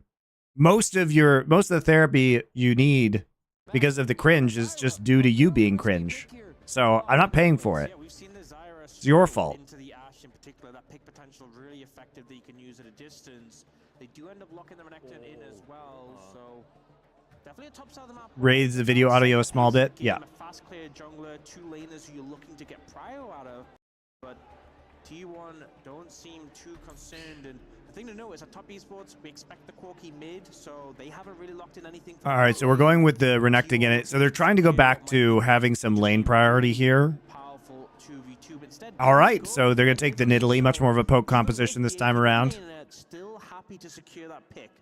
Not a huge fan of the Nidalee here in this particular Do I do any sparring Muay Thai? Yes. Simply because I think Owner has a fantastic I've been doing it for 10 years, dude. He could have played here to really put the pressure on Tion in a more direct way instead of just trying to outspeed and catch up with the Zyra. The Nidalee can follow up on arrows incredibly well, so that's a good sign for what they could potentially get done in the bottom lane. But I feel like the Zyra is going to have such a larger impact. Ziggs is kind of a no-brainer here, one of the best wave clear bottom champions that could play. I feel as long as League Esports remain relevant, casual as career, he should begin transitioning into general gaming. Strong ban here for T1. Yeah, what if they start to look towards League Esports, you know, with the budget cutting and like everything that's going on, like they're basically just going to slowly kill it off. So I mean, it's not like it doesn't have years left, but he should start transitioning into other stuff. Go well with the Ashe, understanding it is such a powerful flex. And When did you feel comfortable sparring? I've been doing kickboxing for 6 months. You need probably long. It depends on. Look, man, the answer to sparring is I can't answer that question because I don't know how good you are. I don't know how often you train. I don't know how, you know, your gym is in terms of integrating new people. I don't know how advanced the sparring classes are. It could be a million different things. Could be a million different things. make that 2v2 really uncomfortable. Really depends on you and the gym. For Zeus, and then keep the options alive till 5 picks. So Top Esports clearly going for a powerful top side for pressure, and T1 are investing heavily in that bot lane, and really that's what I'm looking for Owner to sort of... The Ramco logo during draft feels so... Yeah, well, get used to a Ramco. We all love it now. Ever been KO'd in sparring? No. Dude, dude, if you KO'd somebody in sparring, I would hope the gym would just, like, throw you out. That's such BM. That's, like, super not cool. And in fact, we'll actually see another unique champion. Mako's only played Braum and Leona so far. As the Malphite is just... Okay. I've gotten mild concussions from sparring, though. The picks that stood out to me here were definitely Cassante and even the potential Mordekaiser, but you've got a lot of magic damage in this draft. I think you want to shy away from that and go this. It wasn't even a good Malphite angle, but I still got so excited. Practicing Muay Thai doesn't have a risk of brain damage due to hits to the head, like boxing. I mean, it does, but by far, guys, the biggest source of brain damage in my life has been LCS. They pick here and feel comfortable. They can also play something completely different. The Draven was still left available. There's so many dual lanes with this Ashe that they can play into the Sivir. We've seen do incredibly well, great into lane swaps. So it's really the pick of the litter here for T1. We'll see what that AD carry pick is going to be for Jackulov. The Ezreal is so strong on this meta, but feels so risky into a lane matchup like this. I feel like they probably want a little bit more consistent damage, or just Jackulov's Draven. As it was hovered by T1. I don't think T1 are going to be surprised by this, but I think they should still be wary of it because this guy is pretty good at this champion. And Thank you, Wonder Wallace. Wow, welcome back. 65 months. Damn. What a weird tournament. Just felt a little underwhelming. Can't put a finger on it. Why? Why? Well, I mean, yeah, I mean, I don't know why it would feel underwhelming. I don't know why. To me, this makes it way too dangerous to put... You know, maybe because it came out of nowhere, best of 3, stupid seeding, single elimination, the fact that we all know that it's sports washing, so nobody actually gives a shit about this. It's only here to make Saudi Arabia look good. It's not for, I don't know, the authentic love of the competition. So if you're playing, you know, something that is squishy, something that is vulnerable into Draven Nautilus, you're going to have a bad time. So instead, go for the Renata. Pretty good matchup in the Nautilus. Obviously, top... What's your favorite combo that you like to use in Muay Thai? All right, I will get technical with you guys. This one does get me into trouble sometimes in sparring. I was sparring when I was back in Colorado in May at a new gym, and I did this to a guy, and he did not like it. He was very angry at me. So my hips are very flexible, which means that I can kick people in the head who are like 6'5", and so it's very surprising, especially to people who are taller than me. This guy was not 6'5", but as a result, thank you, Retro Cup, for your tier 1 sub. I can do this thing where basically I can cross you to the body. So I can duck. I can kind of go down and do a body cross. Okay. And I'm 6 feet tall. I can go down and do a body cross. And the thing is that if you drop your hand to defend my body cross, so I'll do that a couple of times, and then I'll bait out a reaction from somebody. So what happens is they'll drop their hand to defend my cross, which you should never do, to drop a body cross. But what people don't know is that while I am ducking, I can kick you in the head. So what happens is I basically just bait out until somebody drops their hand to defend a body cross, and then I kick them in the head. And I can do it really fast, and nobody thinks I can do it. So it is very funny, though. I've never seen anybody else do it either. Like, I don't know anybody else who can do this. But the main goal here is to try and mitigate that aggressive pressure Top Esports have brought out in the bot lane. My biggest concern here for Top Esports is that we're moving into a world where Faker has agency. The last guy I did it on Sparring got very angry. Saw his Talia target ban. Azir, another pick where you actually get My response is always like, why are you mad? Why are you mad? You dropped your hand for a body cross. Like, you shouldn't be dropping your head protection if somebody's crossing into the body. It's not just sit back and do damage. When Faker has agency, he makes those picks happen. Draven, very immobile here. Isn't a great front line. Yes, you have the Renekton. Yes, you have the Nautilus. But if he gets shut down early, loses his...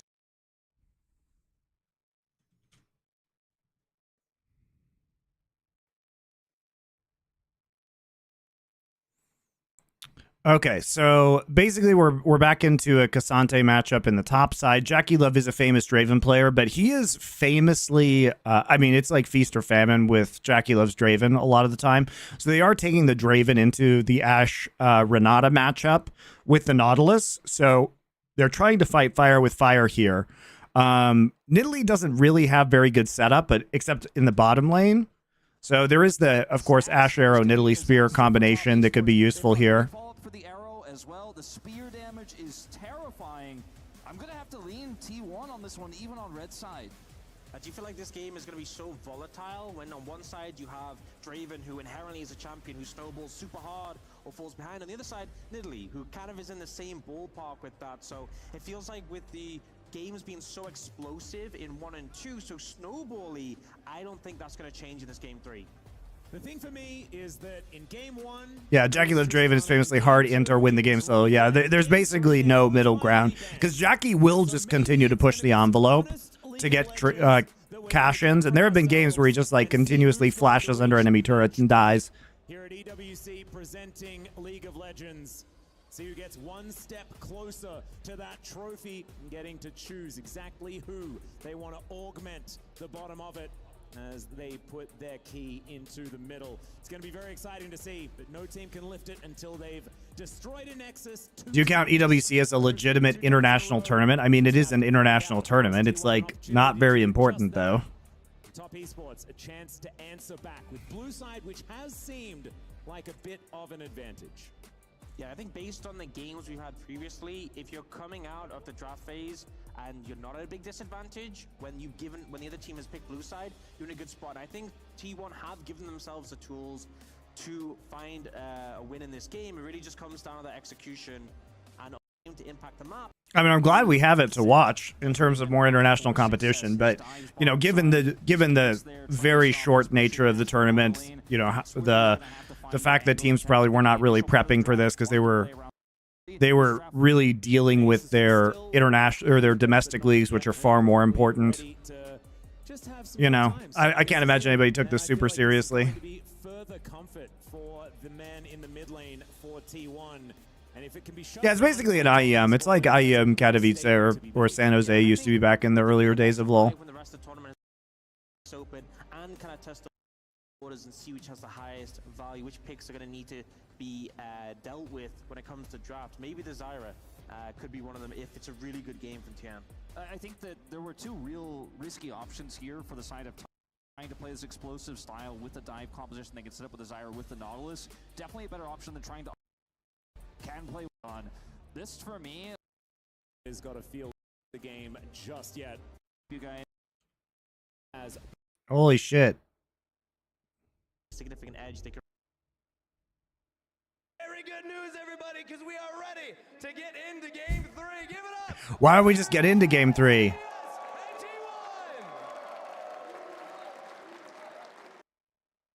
get him up there once again. Thank you so much for that one. Production is very good though. We are on to the rift for game number 3 to see who pulls ahead and who reaches that 2-1 mark.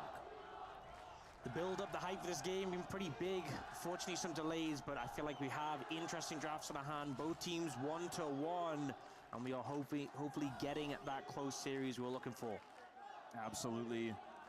It's been a long time coming, and now we get to see it realized here on the Rift. Karyaguma topside here. Oh, they've done it 2 games in a row. The little battle, 369 testing himself, and now they're going to get a little bit impatient. Not wait for him to come on over. The frost shot, though, is going to stop. So what they're trying to do here is they're the ones who are trying to stop the Zyra plants. This time, this has become the new mini game. As a result of the Zyra meta is like, okay, so we're going to lane swap here. We're going to punish any kind of weak side. Very nice handshake. So basically, you know, they're trying to lane swap away from the Draven Nautilus lane because that could be quite deadly, obviously. We have 3 people on the top side. They also want to invade to stop Zyra seeds from going down so that basically Zyra can't weak side jungle. It's one of these situations where you really don't want to level your E. And you force vertical jungling immediately.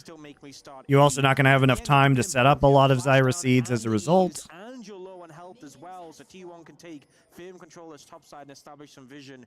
Really heads up play, and I feel like, you know, you talk Are they about it. going to invade a strong side start? What's the plan here? When you start to read them like that. And it was G2. Or they're opting into standard lanes. Interesting. So it was really just to clear out Zyra. Over and over again. Interesting level 1. To collapse on that play. T1 doing a very similar thing on that top side, reading the tendencies of these players. Yeah. I love to see that. You could even remember back to game 1 where we saw the aggressive play from 369 on the Renekton in the same way. T1 expected. So they're just gonna. The problem is that they're super late to lane now. Now they're gonna stand a turret. I'm really surprised they didn't lane swap. So flash down, E start. This gives a huge edge to. Just to prevent the Renekton from being a bully. I mean, sure, but it also prevents the Zyra from setting up the blue buff. That's the more important thing, I think, is that you slow the Zyra clear somewhat. And now the jungle clear begins. Well, Hook gonna connect here already. They're doing battle. Jackie Love trying to land these axes. Gumayushi still at full health, able to throw down. And now the jungle clear begins. He wasted lens there. He thought there was a ward in the brush. He thought there was a ward in a brush because he got autoed, but it was an auto right before he walked in, so he ends up wasting his lens, thinking that there's a ward in that brush. It's gonna be all right. 369 utilizing that level 1E. And maybe he's just gonna embrace it now. You know, get the touches in. But yeah, I mean, ultimately, Renekton, not the strongest level 1 champion regardless, so Zeus have a bit of a better time, but still, don't expect too much to come from that. But really, the bot lane is what is exciting to me, because a lot of power on both AD carries, even from level 1, and Mako, there's opportunities to make things happen on Nautilus, but it's so delicate against a Renata. Certainly is. And Renata, in a lot of matchups, the interaction with the bailout is a high damage champion like the Draven we see on the other side, like a Callista, and you do so much damage, the bailout gives you just a few more autos and you get the reset. Can work very well with Nidalee dives as well, though, because it gives Nidalee that extra oomph. Is Mila over here? Yeah, more hooks coming down. Another great handshake to answer. Really getting the value out of the Renata here is even the passive doing some work, as Mako has to flash. The frost shot, I mean, in these extended trades, the Ashe value is so high if you can really getting the value. Interesting pathing from Owner here. So watch Owner. He actually full clears his top side and then starts by walking into bot side to try and affect this side of the map. They know exactly where the Zyra is because of the ward they got down onto her wolves as a result of the deep vision that they got at level 1. The bailout gives you just a few more autos and you get the reset. Can work They see her with Hawkshot. as well, though, because it gives Nidalee that extra oomph. Is Mila over here? Yeah, more hooks. It's like once you're out of range though, the Ashe just kites you mercilessly here. It's nicely done. Right, you handshake the Nautilus away and then he can't reclose after his hook is down. We also I'm going to look at the picture-in-picture here. It's very hard for the Zyra, I think, once the Nidalee closes on you. Especially when your bot can't come up and enemy bot has prio. Is now Cream possibly in trouble unless Owner is in trouble because Tien's moving up. There's the flash. And then Nidalee has to slink away as 369 not going to be in turret range. Zeus almost in kill range, but he is going to be all right as he does get himself out of there. No flash for the Renekton meant that he was a little bit safer. Yeah, Owner really wants to apply the pressure down on his bot side. They know exactly where Tian has been because of that ward from earlier. Yeah, Owner hops on over the wall. As now, he might be hopping back again because Jackie Love and Mako are going to move on over. Carrier in the vicinity as well, able to play bouncer. As there's a lot Italy of should get double crab, not a though. lot of actual results here just yet. Even though that flash was burnt earlier on, it's a very early teleport here from Zeus. So 369 was still with a lot of control of the top side. Yeah, bottom side here. Owner fishing for a little bit of harassment. Why when the players take it seriously, though? You can't look. You can't just make players take a tournament seriously. Like if they feel like it doesn't have any bearing, it's just going to affect their play subconsciously, right? Want to give the Zyra any space. Yeah, Spear going to connect there, and the grasping roots not doing a whole lot. Flash has to be used. And thankfully, the Spear is going to miss as Tien not going to get followed over that wall. As Faker and Cream, we haven't really checked in on this mid lane, but so far it's looking pretty easy. Zyra is such a useless champ if enemy can perma invade. Yeah, I mean, especially because the gap closer here, like the Nidalee gap closer, once you hit that spear, is so nice to have, right? And Tien is playing this matchup very disrespectfully, I think. I mean, he's basically seen perma by Hotshot too. So Hotshot sets up the spear here. And then you can close the gap instantly, right? Like you get rooted, but he's got red buff and he forces the flash. Thankfully, the Spear is going to miss as Tien is being greedy though. But the thing is, this is what happens when you have an unemployed jungler. Like basically Owner took his job. He took his gerb. He took his gerb and he took all his camps and he took his crabs. So now he has nothing to do. Go back to that when he needs to, but just trying as much as possible to challenge Tien's camps. And the added benefit of this. Prize money isn't good. Like, look, guys, 400,000 for first place is very nice. Don't get me wrong. But these guys, you know, players that are on the best team, like T1, Genji, these guys are getting paid millions of dollars a year. So I'm sure it sounds nice, but it's not really going to make a... I mean, it'll make a difference, but it's not going to make a massive difference to them. You know what I mean? Time you have to clear cams, and now Owner is the one looking to apply some pressure. People also see prize pool and don't do the mental math. Yeah, Harsha used to be an Overwatch coach. He knows. Like, the players, like... You'd be surprised at how little, like, prize money motivates players, unless it's, like, TI numbers. Yeah, a bunch goes to the org, split evenly amongst the team, taxed. Yeah, you don't get that much, really. And you're making this an unfair fight in the bottom lane. And like Faker's probably getting paid $5 million a year. Like, does he really care? You know, how much of the prize pool is going to the org? In League, probably none, I would guess. So then you're talking about like what, 80,000, less than 80,000 per player, right? Or 80,000, exactly 80,000 per player. But you're gonna get massively taxed on that if you're in the States and probably other places too. I don't know about other places, but definitely in the States, you get massively taxed on that. It's like 40% tax. Because you get capital gains tax on that shit. Coaching staff get any, probably coaches do as well. Yep. So like, sure, it sounds cool, and at the end of the day, they probably walk away with like 40K, but how much is 40K worth it when your fucking contract says 5 million? Constantly here from Owner. This makes it so tough to play out here. A small CS deficit now for Jackie Love, but just constant pressure there on the bottom side. Yes, the Renekton is winning top side without any... Especially in League, guys. Riot has really emphasized not prize pools, but salaries for players. All too much, but you can see now Cream starting to pick up some big advantages here. So he hits level 6. Did already teleport though, and now is out of mana. So Faker holding down the fort can TP back to lane. Now we're gonna get a situation where Oda can just clear through his camps now, and after this full rotation, we'll likely look towards bot again. Tier 2 boots picked up by Guma here. Obviously doesn't have the flash, but that movement speed advantage when you're playing the Ashe is so suffocating. We've seen whenever Mako tries to aggress, the double order... Is luxury tax starting officially in LCK next year? I don't know if it's next year or 2026. I think it's 2025. You really have to be ahead in a trade, ahead and all in, if you're going to be able to win the 2v2. Otherwise, you're not getting out again against the Frost arrows. Yeah, and you don't have the same execute potential. You already mentioned this, Wolf, in the fact that, you know, Kalista has an... The most important part is the ad sponsorship money and the stipends from Riot. And also, like, you know, the money that Riot gives to the prize pools from, like, the skin lines at MSI is a lot of money, actually. But it goes to the teams, and you never know. Did I watch competitive Halo back in the day? I mean, Ninja played for my team Renegades, so yes. I had a Halo team.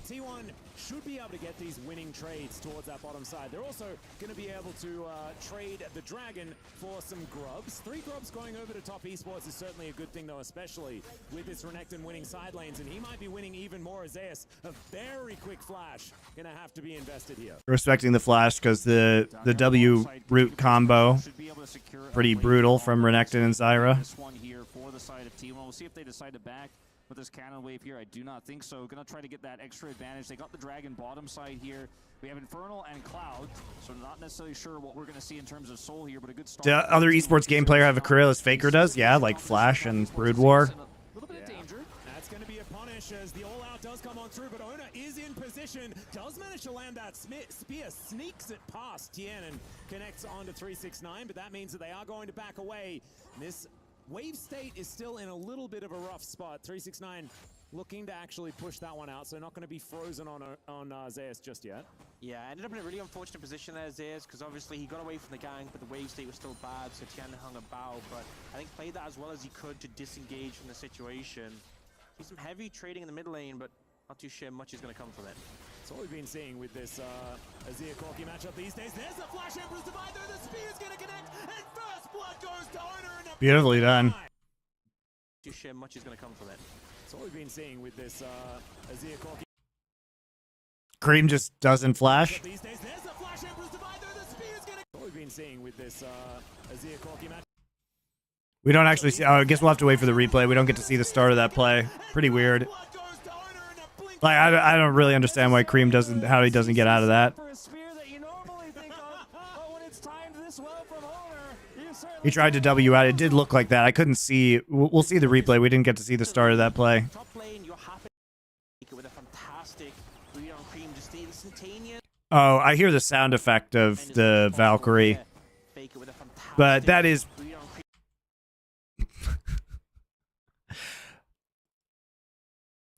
Guys, I mean, he's in flash range. Like, Faker doesn't even slide there. You know what I mean?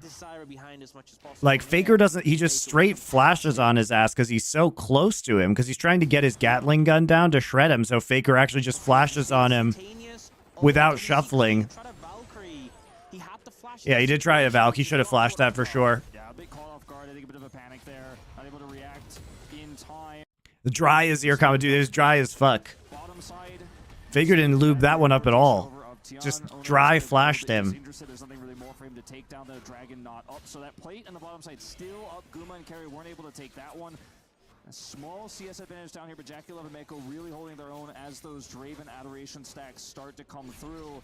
There is a really big spike in team fights coming up here. If Faker, I feel like if you're in GAT range, you can Draven ult. I feel like if you're in GAT range with Corki, though, you should anticipate that you could get flash ulted by Azir. Cash in here for top esports is exactly what they would love to see.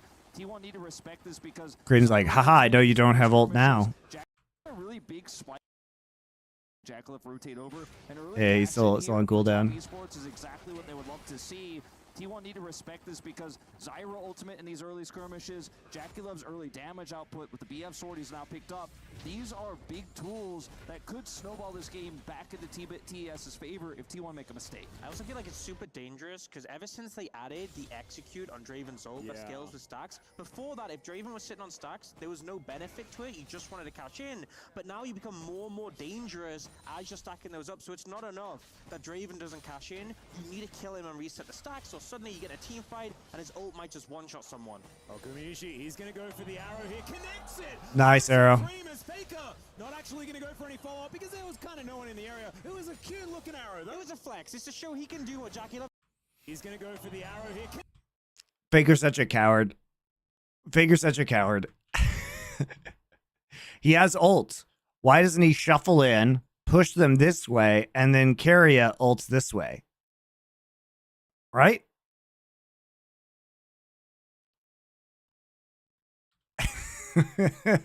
What a coward.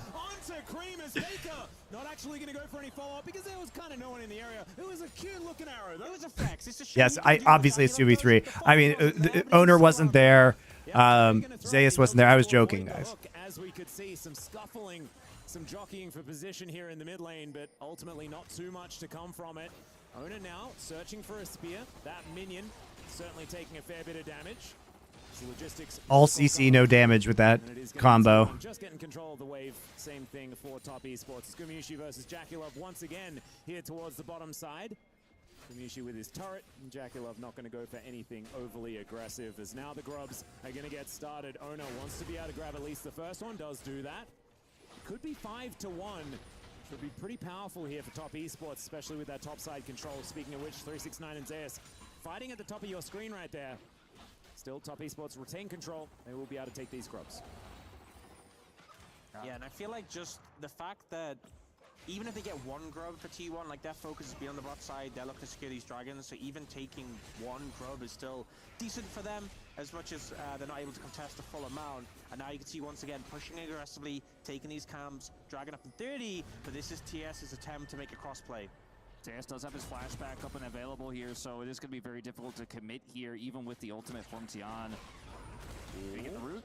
Yeah, Zeus just going to be killing some plants, getting a little bit of extra money as Tien will usher him away from this outer turret. Some more plate gold to go on over as 369 with that demolish. They're trying just to push around the top side because they're like weirdly losing their other lanes. As bottom side of the map, you can see it's But the thing is that Fed Renekton is not going to do much in this game because the problem is like, what does Renekton do? Late game, right? He gets shoved out by Azir, kited by Nidalee, potentially shoved out by Cassante ult, kited by Ashe, handshake and ulted by Renata. I mean, the Renekton really has no way to make a play, and even if he does get a flank, there's too many ways to disengage him. Because like this Renekton is good in lane, but in this scenario, especially with T1 getting the second Drake and having like a 22.5-minute soul, potentially, it's going to be really rough, I think. Here with those plates, we'll see what that soul's going to be as soon as that smite goes down. It's Chemtech. I mean, I'm not saying they can do anything besides get the Renekton more ahead, but this is just a useless game for Renekton, I think, especially if he's the only one that's ahead on your team. I mean, I will say at least they have a decent amount of healing and shield in the composition between the Nidalee and the Renata. But It's a Chemtech soul though, so it is kind of garbage, unfortunately, for T1. So heavily in the bot lane, and really you're looking at the Ashe, and who has been given a bunch of that plate gold and has a decent CS lead to provide a lot of the value. The Nidalee as well, Ono with a significant lead in the jungle matchup, but game still feels on a nice edge, and I feel like Jaculov's stacks building up. The cash-in, whether it comes through or not, is really going to dictate a lot in this game. Feeling like a crocodile's edge to me, as 369 has so much extra money, 1,200 above the second highest, as Owner, of course, has had a good game himself, but so much reward going over as that first brick does come in, as Mako looking to clear out some vision. A lot of T1 wards in this bottom side jungle. 4 minutes until the dragon though, so not a whole lot of reason to be in this bottom side river right now. As you can see, Faker just clearing out minion waves in the bottom lane for now. The Renata ultimate is going to be so valuable into this Renekton. Handshake as well can be great to peel for Guma, for Faker, anyone who could potentially be caught by this Renekton. The Renekton advantage is huge. It's a lot of top side control. It's very frustrating to deal with, but Thornmail should be enough for Zeus to keep this Crocodile at bay. So that was a close call there. And then, you know, there is a world where T1 still won that first fight. I think off. Just waiting for Herald at this point in time. Their advantage, finding areas to get a little gold lead, but The thing is, grubs really don't matter for top esports because their siege is so garbage with this composition. Like, Draven is so shit at siege. And if they ever walk up to siege a turret, guys, they just get Ashe arrowed and then hostile takeovered and hit with a million spears. So the siege is really bad, actually, and I don't think they can really do anything with Void grubs. Has TP as he pushes this side lane too, so you can get the turret and still join the fight. With the timing window. Zeus moving on in here. You can see Arrow at the ready for Gumyushi if they do want to start a fight, but they want to land one of these spears first. Start to connect some of the poke. As 369 moving on in. Cream's there towards the bottom side of the map as well. And he can stop Faker from teleporting over. There is the Rift Tail being picked up by Tien as the Arrow is going to barely miss onto top esports. And they'll make it out just fine. Empress Divide was used. Dude, why are we TPing into the bot side? Faker's so smart, by the way. He gets the honey fruit because this one doesn't slow you down. Look at this play. Because it's Chemtech Rift, this honey fruit doesn't slow you. So he can actually just get his health and continue to run. And he procs fleet footwork off of 369 as well. On this bottom side, as Faker is going to use the buffed up Honeyfruit to speed his way out. Oh, the world. Jackie Love is focusing on his ult and just walks in and dies. Jackie Love is punished though, and Ono's just going to execute him. I was watching the picture in picture, and they just pop his way out. Oh, the whirling death comes in as 369. Just fine. Emperor's Divide was used here on this bottom side as Faker is going to use the buffed up Honeyfruit to That's hilarious. Oh, the whirling. I think they don't even expect to see Jackie Love right here. Still chasing Jackie Love is punished though, and Ono's just going to execute him. I was watching the picture in picture, and he just pops. Oh, it's such bad news for Top Esports, and now they're going to get punished again. 2 members underneath this tower. Remember, Tian has no flash. Oh, hostile takeover comes on through, and that's going to be an easy pick up. Tien, the one in trouble, and Zeus able to tank up that turret so comfortably. They can reset as Cream. He comes in. That's going to mean the Mako at least. Dude, Top Esports is just getting fucking macro blasted everywhere on this map. And he gets himself out, but That's a macro blast. They've wasted so many TPs this game. Compare this to the TP usage of T1 in the first game of the series. Such a huge difference, honestly. Is massive for this game. A brutal blow struck by T1, and they're going to be feeling a lot more confident now. Absolutely, those stacks gone. So frustrating to deal with this. Now T1 still get the turret bottom side. Faker doesn't teleport here, and Jackie Love just has no vision. He's so focused on trying to set something up for 369 bottom lane with his ultimate that he's not able to actually see what's coming here. They get the follow-up play here top side as well. And it's just a huge win here for the Such an insanely late TP. Like, look at this, guys. The TP, he has to recall before he TPs, so the TP ends up just coming in so late because he has to wait 8 seconds for his recall to channel, and he's like, now I'm going in with TP. Where Faker gets bottom turret anyways, he didn't have to expend his teleport. No teleport for Cream, who tries to turn that play around. And T1, it's a small gold lead here, but do they get Jackie's positioning because of the ult? It helps, but they also saw him in they saw him in Tri-Brush when they were walking into the jungle. When they get nothing for using theirs, could not be understated. As you see T1 catching this wave in mid lane, and 38 seconds on the Chemtech Drake. They can keep players in side lanes and still contest for this if they would like to, but it's still pretty dark in that river. We'll need that hawk shot to really help them out as Spears not quite connecting. But T1, they'll just move their way in, and you can see just how respectfully Top Esports have to play. Also, no cleanse on Jackie Love, and flashes down for the entire top side of Top Esports. I'm looking at Guma's arrow as being a great way to start the fight. We have a 3-0 Nidalee. That spear connects on the back end of an arrow. Someone is going down.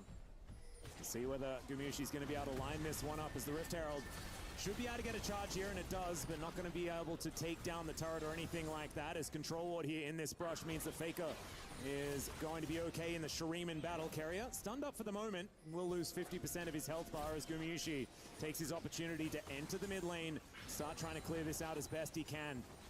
A little bit of an ARAM for now, but it's so much just trying to get positional advantage around this Drake that is freshly spawned. In T1, they want to collect their soul point. Big one gonna fly by here as 369 wanting to find that flank angle. T1's vision is decent, but the dragon has been stunned. It's a free arrow. Ona off to the side, wanting to stay hidden as he throws out these spears. Jackie Love moving back. See where Gumayushi is gonna fire that arrow as Carrier with the information. Handshake now on cooldown. fantastic angle for his ult, down lower and lower. Just fighting it out slowly. Yeah, there's the hook finally going to connect there as now Zeus dives in. He finds the Q with this. The all-out special delivery from the T1 top lane of Etienne. He's going to survive. Very useful crocodile, by the way. This is the greatest Renekton flank of all time. Down lower and lower. Literally does nothing. Guma and Carrier. So they hook Cassante in. Cassante goes unstoppable, goes deeper in. Okay, well, they do get the Drake. Oh my god, what the fuck is that interaction? So he goes unstoppable. What happens there?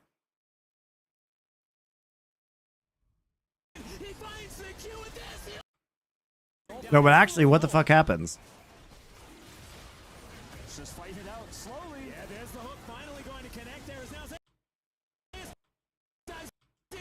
Oh, he flash ults. He flash ults. That's crazy. That looks so clean. He flash ults Cream after the Valk. That was so clean, guys. It looks so weird.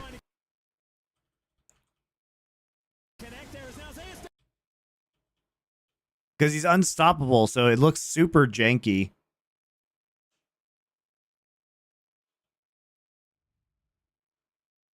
Because he goes unstoppable again, and then he just flash ults him. It's really hard to even see that. It's beautifully played, though.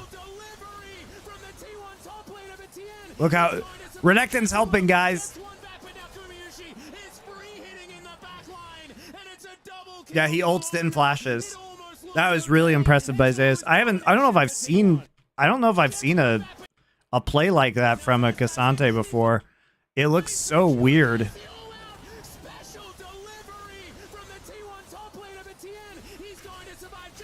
No, he flashed. He flashes. He flashes right there. He flashes to redirect the ultimate backwards.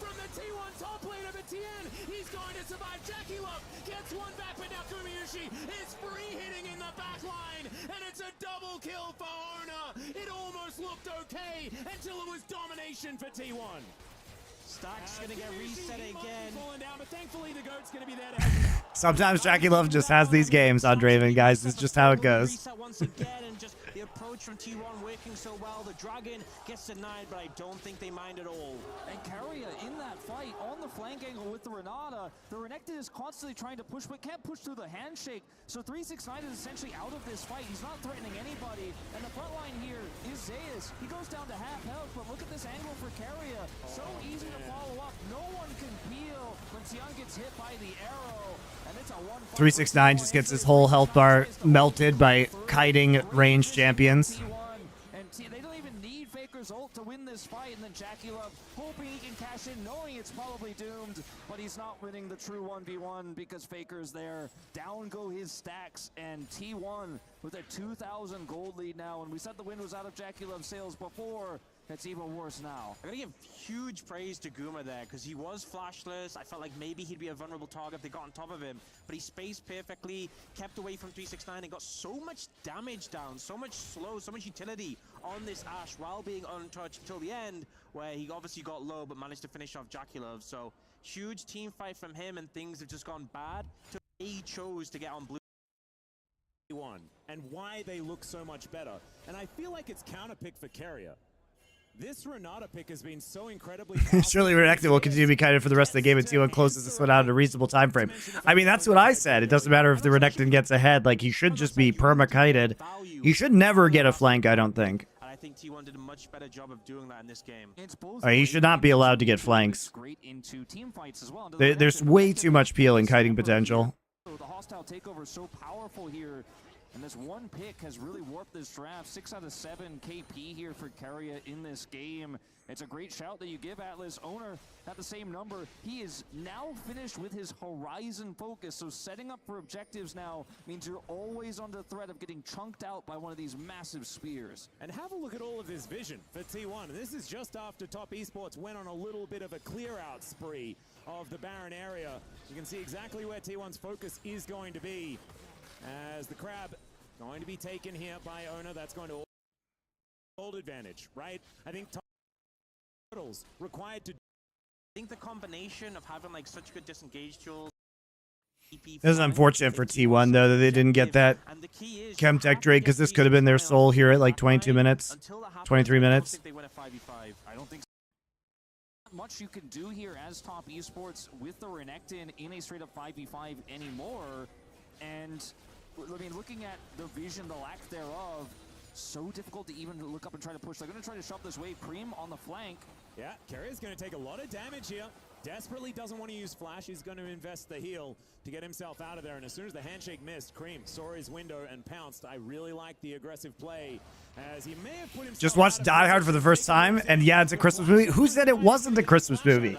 Die Hard is a 1000% a Christmas movie. The fucking hostage crisis takes place during a corporate Christmas party. Teleport is coming in. T1 T1. They want to get themselves towards Soul Point as the speed the trade. Top Esports now looking for their second Chemtech Drake. They were able to take the last one. And now a teleport is coming in. T1, they want to get themselves towards Soul Point as the spear almost does it, but it's going to be the secure hook. He's going to connect onto Carrier, but the hostile takeover comes in. Now a teleport is coming in. T1, they want to get themselves towards Soul Point as the spear almost does it, but it's going to be the secure hook. He's going to connect onto Carrier, but the hostile takeover comes in. The flash gets him out of there, and now it's T1 able to turn it. I can't believe they got the Drake. The trade. Top Esports now looking for their second Chemtech Drake. They were able to take the last one. And now a teleport is coming in. T1, they want to get themselves towards Soul Point as the spear almost does it, but it's going to be the secure hook. He's going to connect onto Carrier, but the hostile takeover comes in. The flash gets him out of there, and now it's T1 able to turn it. The flash from Ona almost gets on top of Jack. Beautifully played. I mean, they just can't. They have no survivability here. So it's Baron now. T1 crush another team fight. An absolute greedy fight from T1. No Emperor's Divide, not in position, but they commit the TP anyways, knowing that in this game state with the champs they've got, and this Renata, they should be able to win the fight if they play it just right. Not in. Yeah, the owner follow-up onto Jackie Love was really cool. Leaps forward, flash repositions onto Jackie Love, and then Faker shuffles in.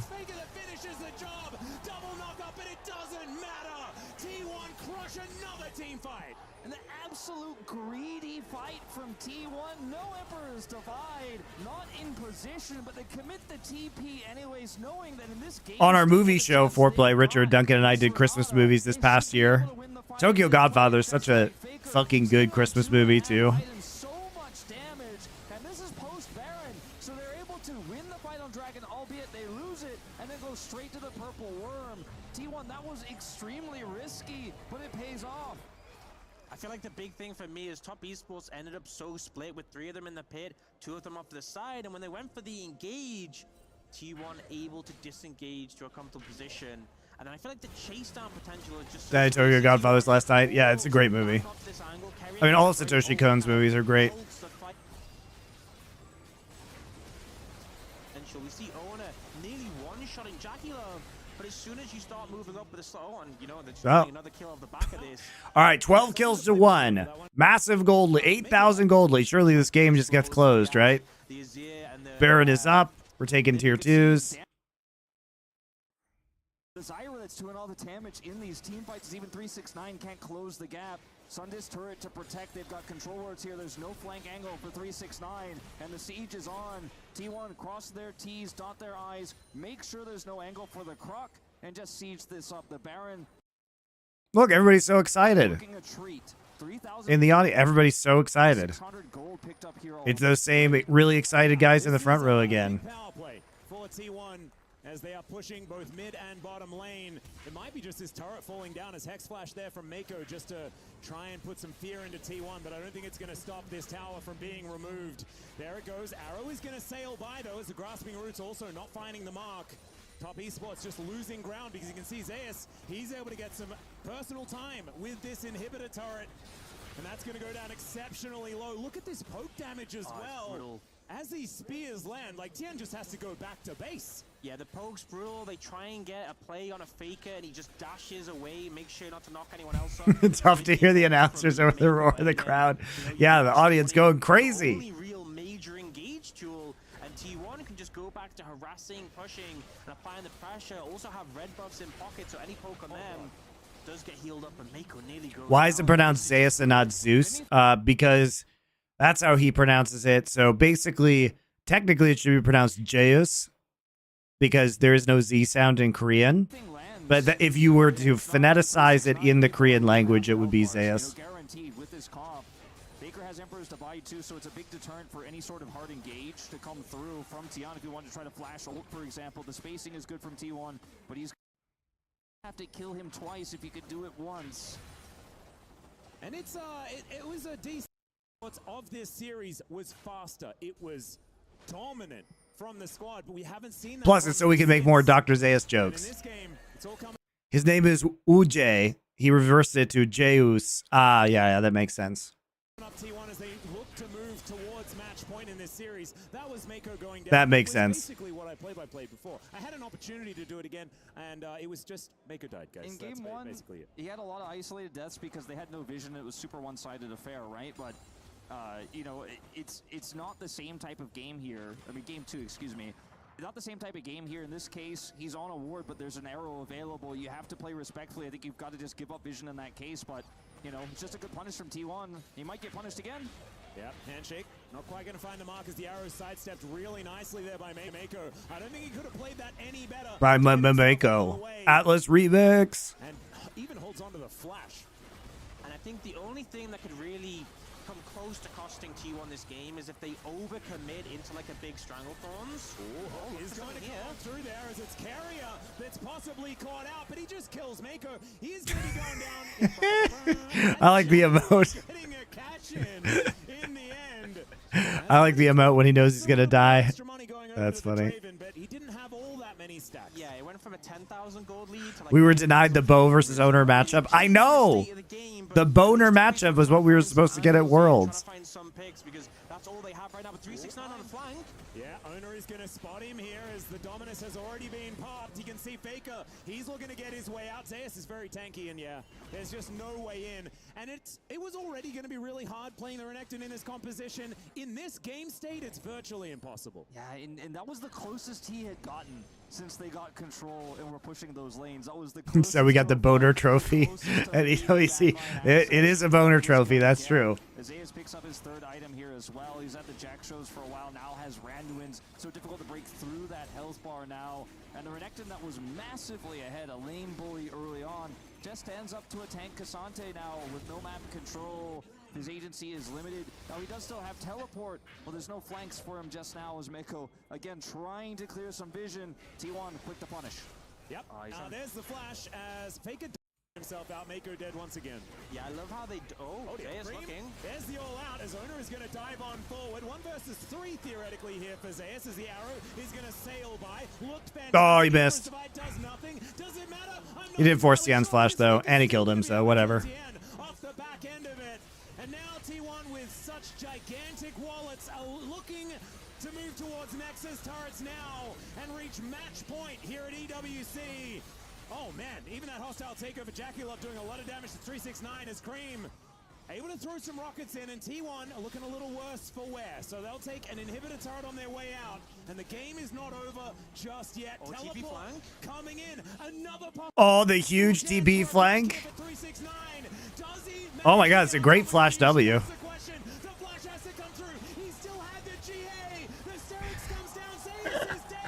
I mean, it is a great play. They overstay because they want to get inhib and turret, right? Renekton realizes this. They're all super low. They are, in fact, getting poked out. He literally flash W's Faker, and he's huge. And he still has Sterix, so he gets the Sterix shield.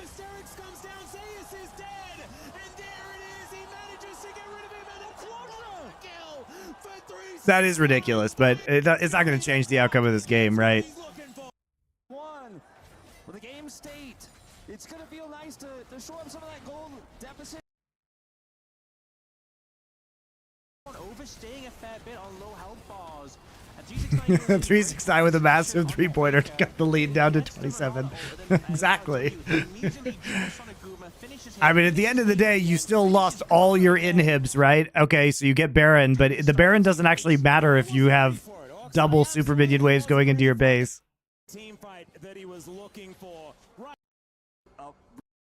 Congrats, they prolonged the game slightly. But you can see the super minions here are T1's best defense against this. 1 inhibitor now responds, so it's down to 1 super minion per wave instead of 2. But top esports still have to try to defend this as 369 look at the flank again. Yep, this time Carrier is going to find him as the arrow is going to connect onto Mako. T1 looking to get rid of the support once again, but he's able to walk it off. The Aftershock doing a lot of work as they're not quite able to get this inhibitor. Cream immediately having to Valkyrie away, and there's the redemption. T1 going to be able to take down this inhib. Still They want to be able to get the respawning ones, but they're not going to be up again for a little while. They'll just wait for these super minions to start rolling in once again and rely on the 6th man to really turn the tables. 369 CP isn't too far away, and really I think they need that backup again, and maybe even the flash to have a similar play than before. They're trying to find something, but it's so hard if you're approaching T1 from one direction. The major concern, Elder may For just a moment. Your base is still open and they will break out. But there is a world. All right, so we're gonna get Chemtech Soul. We're gonna have to wait for Baron to come back up, I guess. Minutes, right? That work out, but not 369 moving on over. Can he find yet another angle? He's on vision. T1 going to be very happy about that as they look to execute these waves. Top Esports not wanting to let these inhibitors fall down. And that is Chemtech Soul that they have. It's not the biggest, but it is going to offer them that little bit extra here in these fights. It's just so hard. Chemtech's probably good on Cassante once you go all out. Go down again. It's going to be so hard to leave your base. Baron in a minute 30, Elder in 4:30. But they're struggling to find the angle, and if you commit 369's TP and it backfires, the game is over. And even if you find Maybe it's good with Renata too, because you're going to try and bail somebody out. So they're going to be low. 369 summoners might be enough that you can't fight the Elder in a comfortable way. So a lot of decisions have to be made by Top Esports. What can they give up? What is worth sacrificing? And what can they not afford to give up? And you can see how difficult it is for T1 to actually look for picks into this really fed Renekton as well. Like, they're massively ahead. They have these 3 inhibitors down, but it's hard for them to just say, okay, I'm sending it, doing a great job of it. T1, it's kind of a game of running out that Elder clock. Oh, arrow. It is going to spot them out as the spear is going to come on in the game. This is a snooze fest now. All right, please go Baron. Oh my god! Has always been T1's after their early game went so well. Found the ward too. One more up here to the top carrier near. Half of Tian's HP bar from the Horizon Focus Void Staff Nidalee. Very nice. Another one of them. Tian's just dead. Yeah, now they can move towards the Baron where the vision really is lacking for Top Esports. If you have to face check into this poke, it's going to be brutal, but you can't just give it over for free.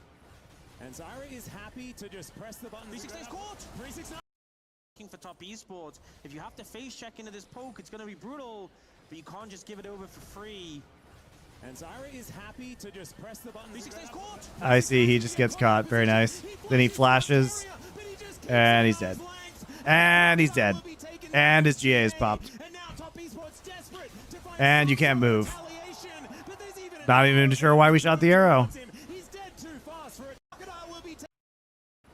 And Zyra is happy to just press the button. He's not on vision, but oh, he is on vision because he gets seen by the Scryer's Bloom. Or what he gets seen by Hawkshot? They can move towards the Baron where the vision really is lacking for Top Esports. If you have to face check, What was that? Why is he seen? Really is lacking for one of MTN's just dead. Yeah, now they can move towards the Baron. Oh, he gets seen by Crab? He gets seen by Crab. It's the empowered Crab. It's the Void Crab. Yikes, dude. That's pretty cringe. That is pretty cringe.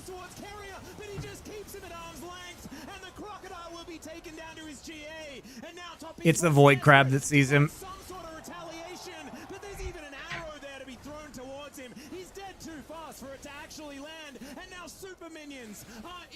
It's the buffed crab.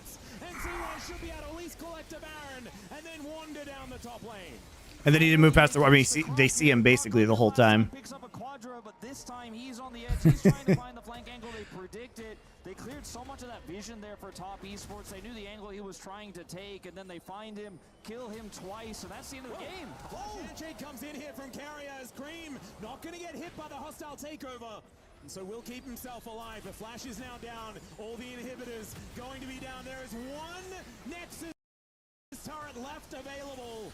And T1 should be able to get rid of that. He doesn't react since due to Kaernic Rooker and not canceling his recall. Oh yeah, it's true. He gets hit by the Nidalee Spear, but it gets absorbed by the Magic Shield. I saw that, yeah. For Top Esports, if you have to face check into this poke, it's going to be brutal. Because if you watch here, he gets hit by the spear, but because it doesn't actually kill his entire Magic Shield, he doesn't get his recall canceled.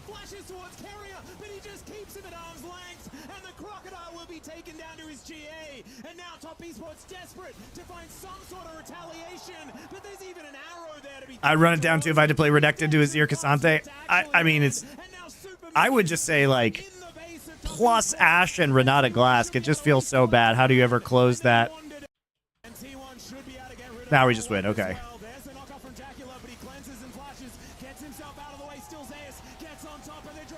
Oh boy, let's see some crowd hype, guys. Hello everybody, I am on the other side of the arena surrounded by top eSport fans. We may be one down, but the passion isn't going to die. Everybody on three. Chinese fashion must be destroyed. Get by the way, guys. Chinese fashion must be destroyed. eSport fans, we may be one. We do not need boxy shoulders.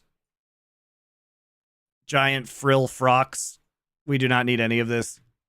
We do not need it to be sparkling. We need none of it. You see this on the LPL too. It's just awful.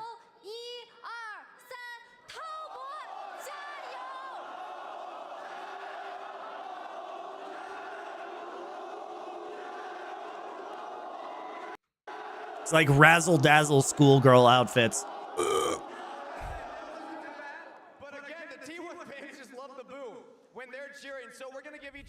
Some time. We're gonna do battle chants. You were so good at doing it last time, but now we got. It's not K-pop clothing, dude. K-pop clothing should also be destroyed, though. We're gonna start over here. Okay, are we ready? 80s, 90s shoulder pads will never die. They can be done well, though, is the thing. T1 fighting on 3, and then we let them go. 3, 2, 1. T1 fighting. Kangas falls down the stairs. All right. T1 fighting on 3, and then we let them go. 3, 2, 1.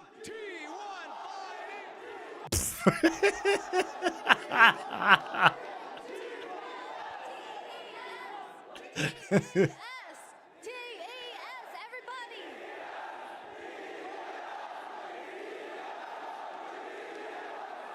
It's either this or Ender LEC drip. You know what?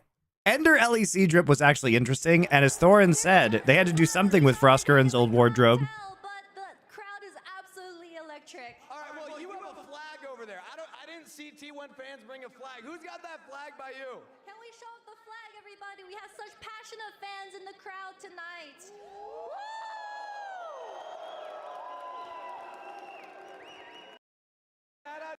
We still have... Incredible. Kitty, let's find another sign over there. I want you to look around. Try. The more energy you give to your players on the stage. Bro, Skip.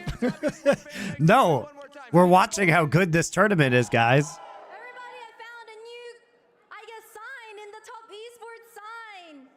Guys, TES stands for Turn EWC Stun.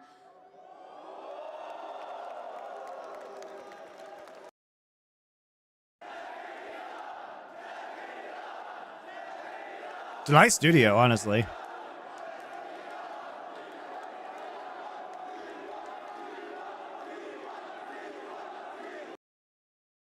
He is going to be A-OK. They obviously can adjust from the previous draft, so you know they should be in a good stead for this game, but they have to win 2 games back-to-back. Come on, guys. We got to see Kangas almost fall down some stairs. Pressure really is on them right now. And the draft adjustments we've seen from T1 have been quite good, you know, and we moved into a longer series here. It's a best of 5. They've moved away from the AD carry mids. They put Faker in an opportunity to carry on the Ahri. Then he has the Azir, and this has really changed the way that T1 can play around the map, early objectives, and that's the kind of draft I'm expecting to see. Do I have a Discord? I do have a Discord. I just haven't used it in a very long time. Probably should do that. Strategies Top Esports had was series has gone on. And once again, we have a little bit of a sound problem. Got to make sure. Jungle and mid, Tien is someone who has had some really rough underperformances. Something that doesn't have as much. All right, so they're actually like, all right, no more Renata Glask shenanigans. Consider this. We've had too much last couple of games. Don't want to see it with. We don't want to see it with Callista. We don't want to see it with Ash. Rumble first pick for 369. 369 actually has been playing a very good Rumble this year. He's had some pretty clutch Rumble games in LPL. Really? Really? So they're trying to ban out Faker here because this is the stuff he was playing in his last game, especially the KT game over in LCK, right? So, I mean, he is in a little bit of a bind because Tristana, they can first pick Corki here and just kind of see what he plays. Where it gets scary, 'cause now you get Vi, Rumble, Ash is still up. take the Ori after that. I think Yeah, Vi Rumble is so good for T1, though. Or Sejuani's up, too. I forgot about that. Because the thing is like now you can actually front to back. Like before they were, when the Sejuani was banned, they were kind of, if they wanted to take Rumble, they were kind of locked into the pick comp. But now they can take a 5v5 comp because they can take tank, support, tank, jungle, and they can still create picks, but they're going to have a very good 5v5, I think. You know, the Sejuani's been a pick. They've been a series. Problems arise that you want to deal with in the ban. Was going to be a consideration, but they were worried about how it was going to fit with the rest of their composition, I guess. And this is part of the 369 face-bombed where they were weighing this up. They knew that the Rumble was going to be a consideration, but they were worried about how it was going to fit with the rest of their composition, I guess. And this is part of the problem. As you go through a series, problems arise that you want to deal with in the ban phase, but then it opens up things you came. Oh, and they locked in Corki. Because now you get pretty easy lock in here, but again, it comes at that heavy He's like, cost ooh, I could of take the Rumble and carry this game. also a consideration. Now, this is where But I am being told to take Corki. He just shakes his head. Dude, this guy's pissed as fuck. He's like, really? We're prioritizing Creebs, Corki? And then you can take the Ori after that. I think this may have been an error.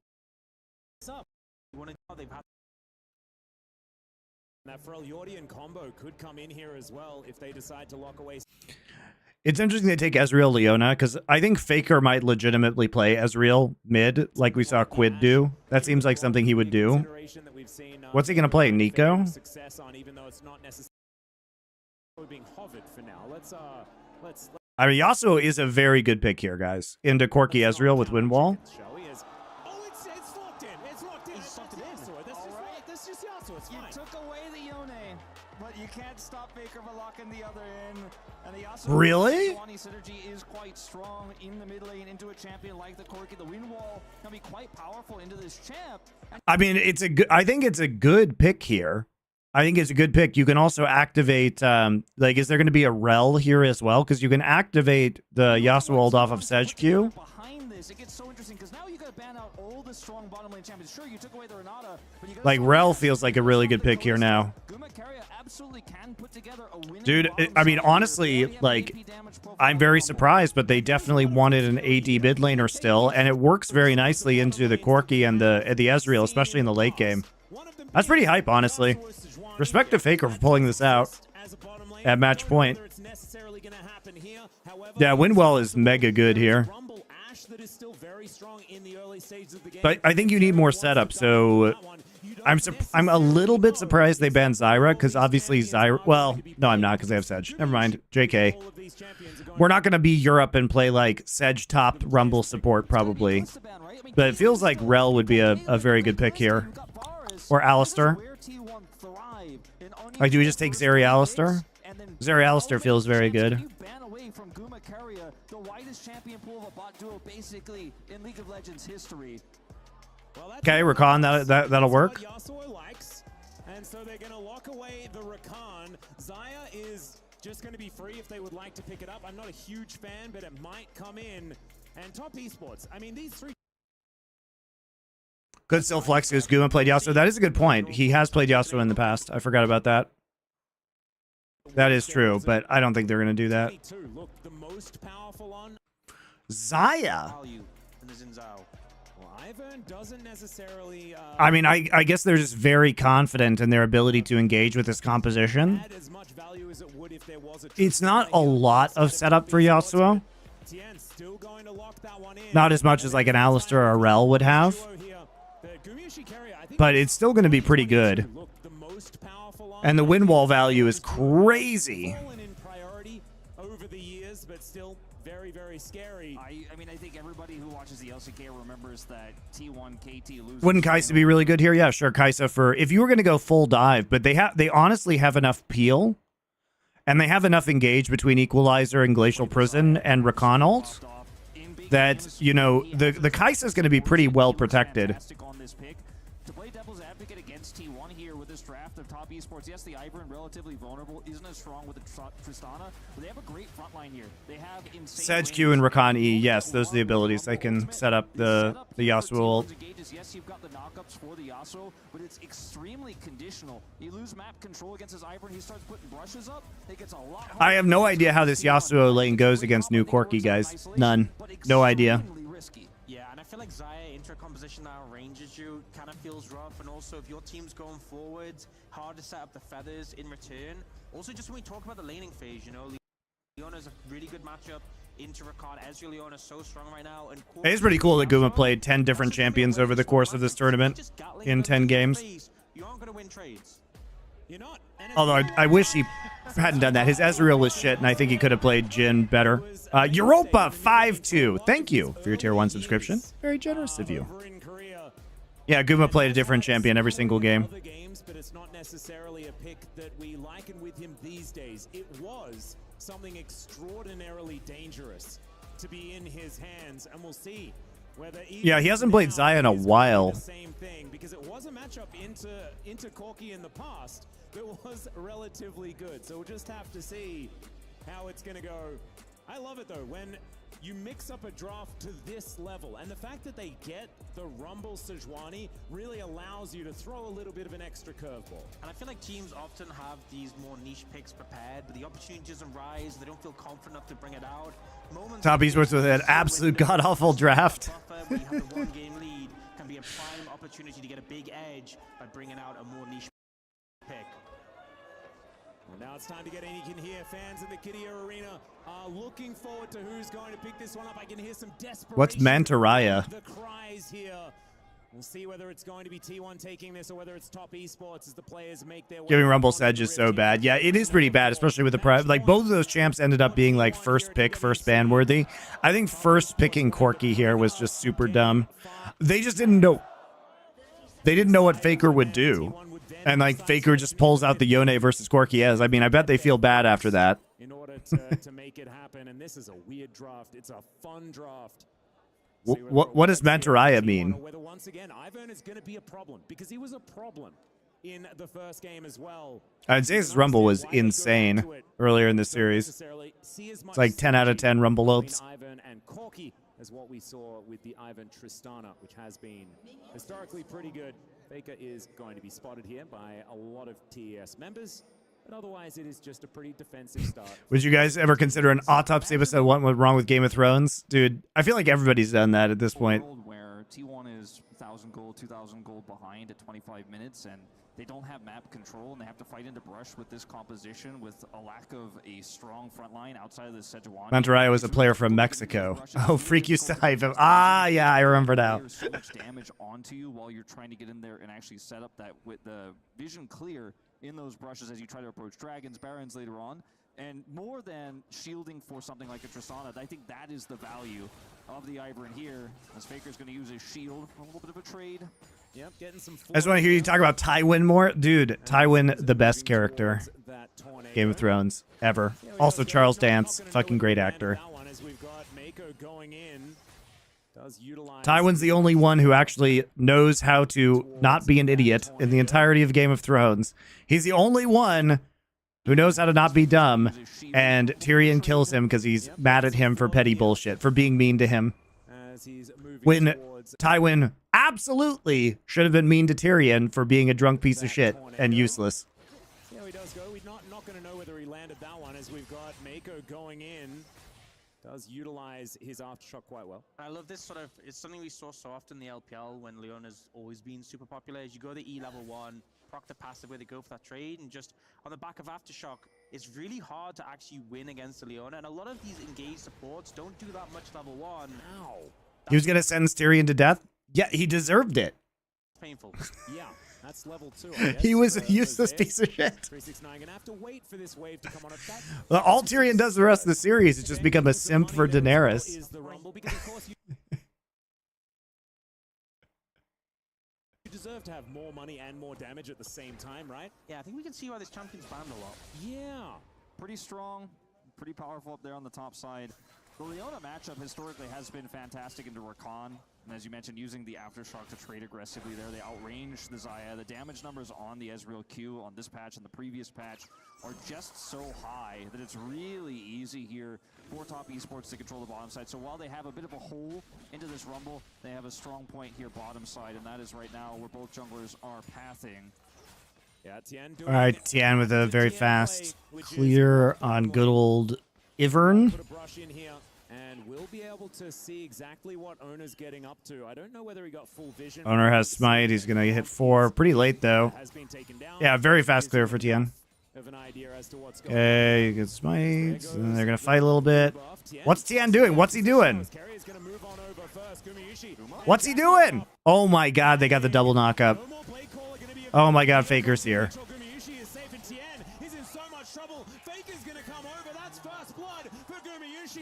Shift gets Jackie Love out of trouble, but T1 with first blood and a big early lead. Ends up being such a blunder there from What? What does he think is gonna happen? Has been taken down. Gonna be able to put a brush in here. And Like, he literally sees exactly him. what Owner's getting up to. I don't know whether he got full vision, but I think seeing the Gromp is being has been taken down gives him enough of an idea as to what's going on here. He should know he has smite up too. Possibly out of position though, as Kerry is going to move on over first. Gumayushi. I also love how Mako walks in so they get double knocked up. No more play call are going to be available. The heal comes in. Then he's just gonna get stunned by Sejuani E. Yeah, Tien doesn't even have smite up. Of course he doesn't have smite up. He already did his clear. Blue buff. Tien possibly out of position though, as Kerry is going to move on over first. Gumayushi. Down. All right, well. Gives him enough of an idea as to what's going on. Exactly what Owner's getting up to. I don't know whether he got him enough of an idea as to what's going on here. As there goes the blue buff. Tien possibly out of position though, as Kerry is going to move on over first. Gumayushi and Jackie Love are fighting. No more play call are going to be available. The heal comes in to make sure Gumayushi is safe, and Tien is in so much trouble. Faker's going to come over. That's first blood. We do have fun here, guys. Gets Jackie Love out of trouble, but T1 with first blood and a big early lead. Ends up being Did you know, guys, that YouTube is going to do a new feature soon that will allow you, they actually can remove copyrighted songs from VODs and keep the voice intact. I think they like take the song and then just like line it up with the sound wave and then just delete the song so you can still hear the talking and everything. It's going to be so useful so I don't get my stream demonetized. A year ago, they made Rakan count as a melee champion, so he can. It's crazy tech. And you see here, So soon, maybe I can not have my stream demonetized every time I do that. follow-up for Carrier. Guma does so much damage here on the side as well. There's nothing they can do. Jackie Love getting chunked out while this is all happening. I like how Faker's just here too. Faker gets the free roam because he's been crushing that mid lane matchup so far. And I think a lot of this comes down to the fact that it felt forced. You know, you have this Ezreal prio, you want to use it, but it doesn't hit the same without the demonetized. Well, weak mental Renekton, considering you don't even subscribe to me. More out of that. Maybe I should at least be allowed to make some sense from ads that I play to you. Full knowledge of what's going on here. Tien not going to be able to land anything, and Owner's going to grab the second kill onto this tree. That's going to ruin all the context, though. It's just going to be you saluting for 4 seconds for no reason. Well, not no reason. I think you can I think you can understand it. Look who's back. Another Tien moment. All right, so he inted bot side, but is his inting done?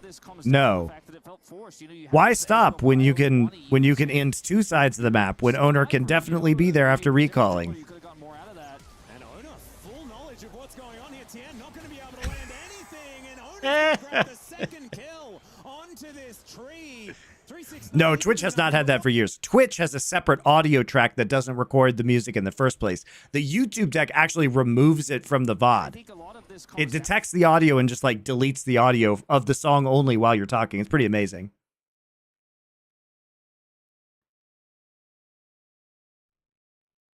down to the fact that it felt forced. You know, you have this Ezreal What you say? That you only meant well, cause you did. What you say? That it's all for the best, cause it is. What you say? That it's just what we need. You decided this. What you say? Did she say? He could do nothing but watch. Such a devastating hit. And the thing is, your flashless, you go on top lane to try and support 369 so you can crash the wave. But in a 2v2 against Sejuani Rumble, you stand no Thank you, BoXO, for your Twitch Prime sub. Knock up onto Cream, going to be winning out on. Respect to TS. How do they stay so composed after that TN super play? I do love how he ints the bot side, then immediately walks top, and then ints top side. It's like impressive. Like you don't win that 2v2 in top side. Ivern Cassante does not win It's been quite a while since he played his versus Rumble Sejuani. So greedy here. Zeus also has the overheat. So It's like so fucking free. It's ridiculous. As well as his autos, owner has the flash available, so he can just set up the stun. And this Ivern is so fragile. You know, I feel like it cannot be overstated how easy it is to blow him up. The same can't be said of this aftershock Sejuani. So two aggressive plays from Tian, just answered by owner, who's had such a fantastic series. You think back to his Nidalee last game, his early game here, extremely impactful as well. And his Sejuani is just so incredibly good. You mentioned Probably didn't expect Sedge there. Why not? Like Sedge literally had time to kill him. What was Sejuani supposed to be doing there? You have this Ezreal Prio, you want Like, here's the thing. You were just bought. You just gave up a kill. pushed up Where, too far. Faker gets the free where do you think Sejuani's supposed to go? This is the replay. Where is Sejuani supposed to go after this? Like, Sedge probably turns, takes crab, and then here's the thing. Either double crabs or recalls and walks topside to farm camp respawn, right? What do you mean doesn't expect Sedge there? There is no other place Sejuani could be. Maybe with a different jungler, you could have gotten more. There is no other place Sejuani could be. Sejuani is one of two places. Sejuani is here or Sejuani is here. Okay? Those are literally the only places Sejuani can be. So, like, but he sees, here's the thing. Here's the thing. He literally walks past the crab. He literally walks past it. He's like, oh, look, I see a crab. So we'll play the Where is Sedge game. Come on, let's put on our deer hunter hats, my Sherlock friends, and use some deductive reasoning. Where is Sejuani? He knows Sejuani's jungle path because he invaded and saw Sejuani gromp into blue buff and hit level 4. So if Sejuani is level 4, that means Sejuani has done a full clear. Okay? So probably took this crab and then didn't take this crab. And so the camp that's up is Krugs.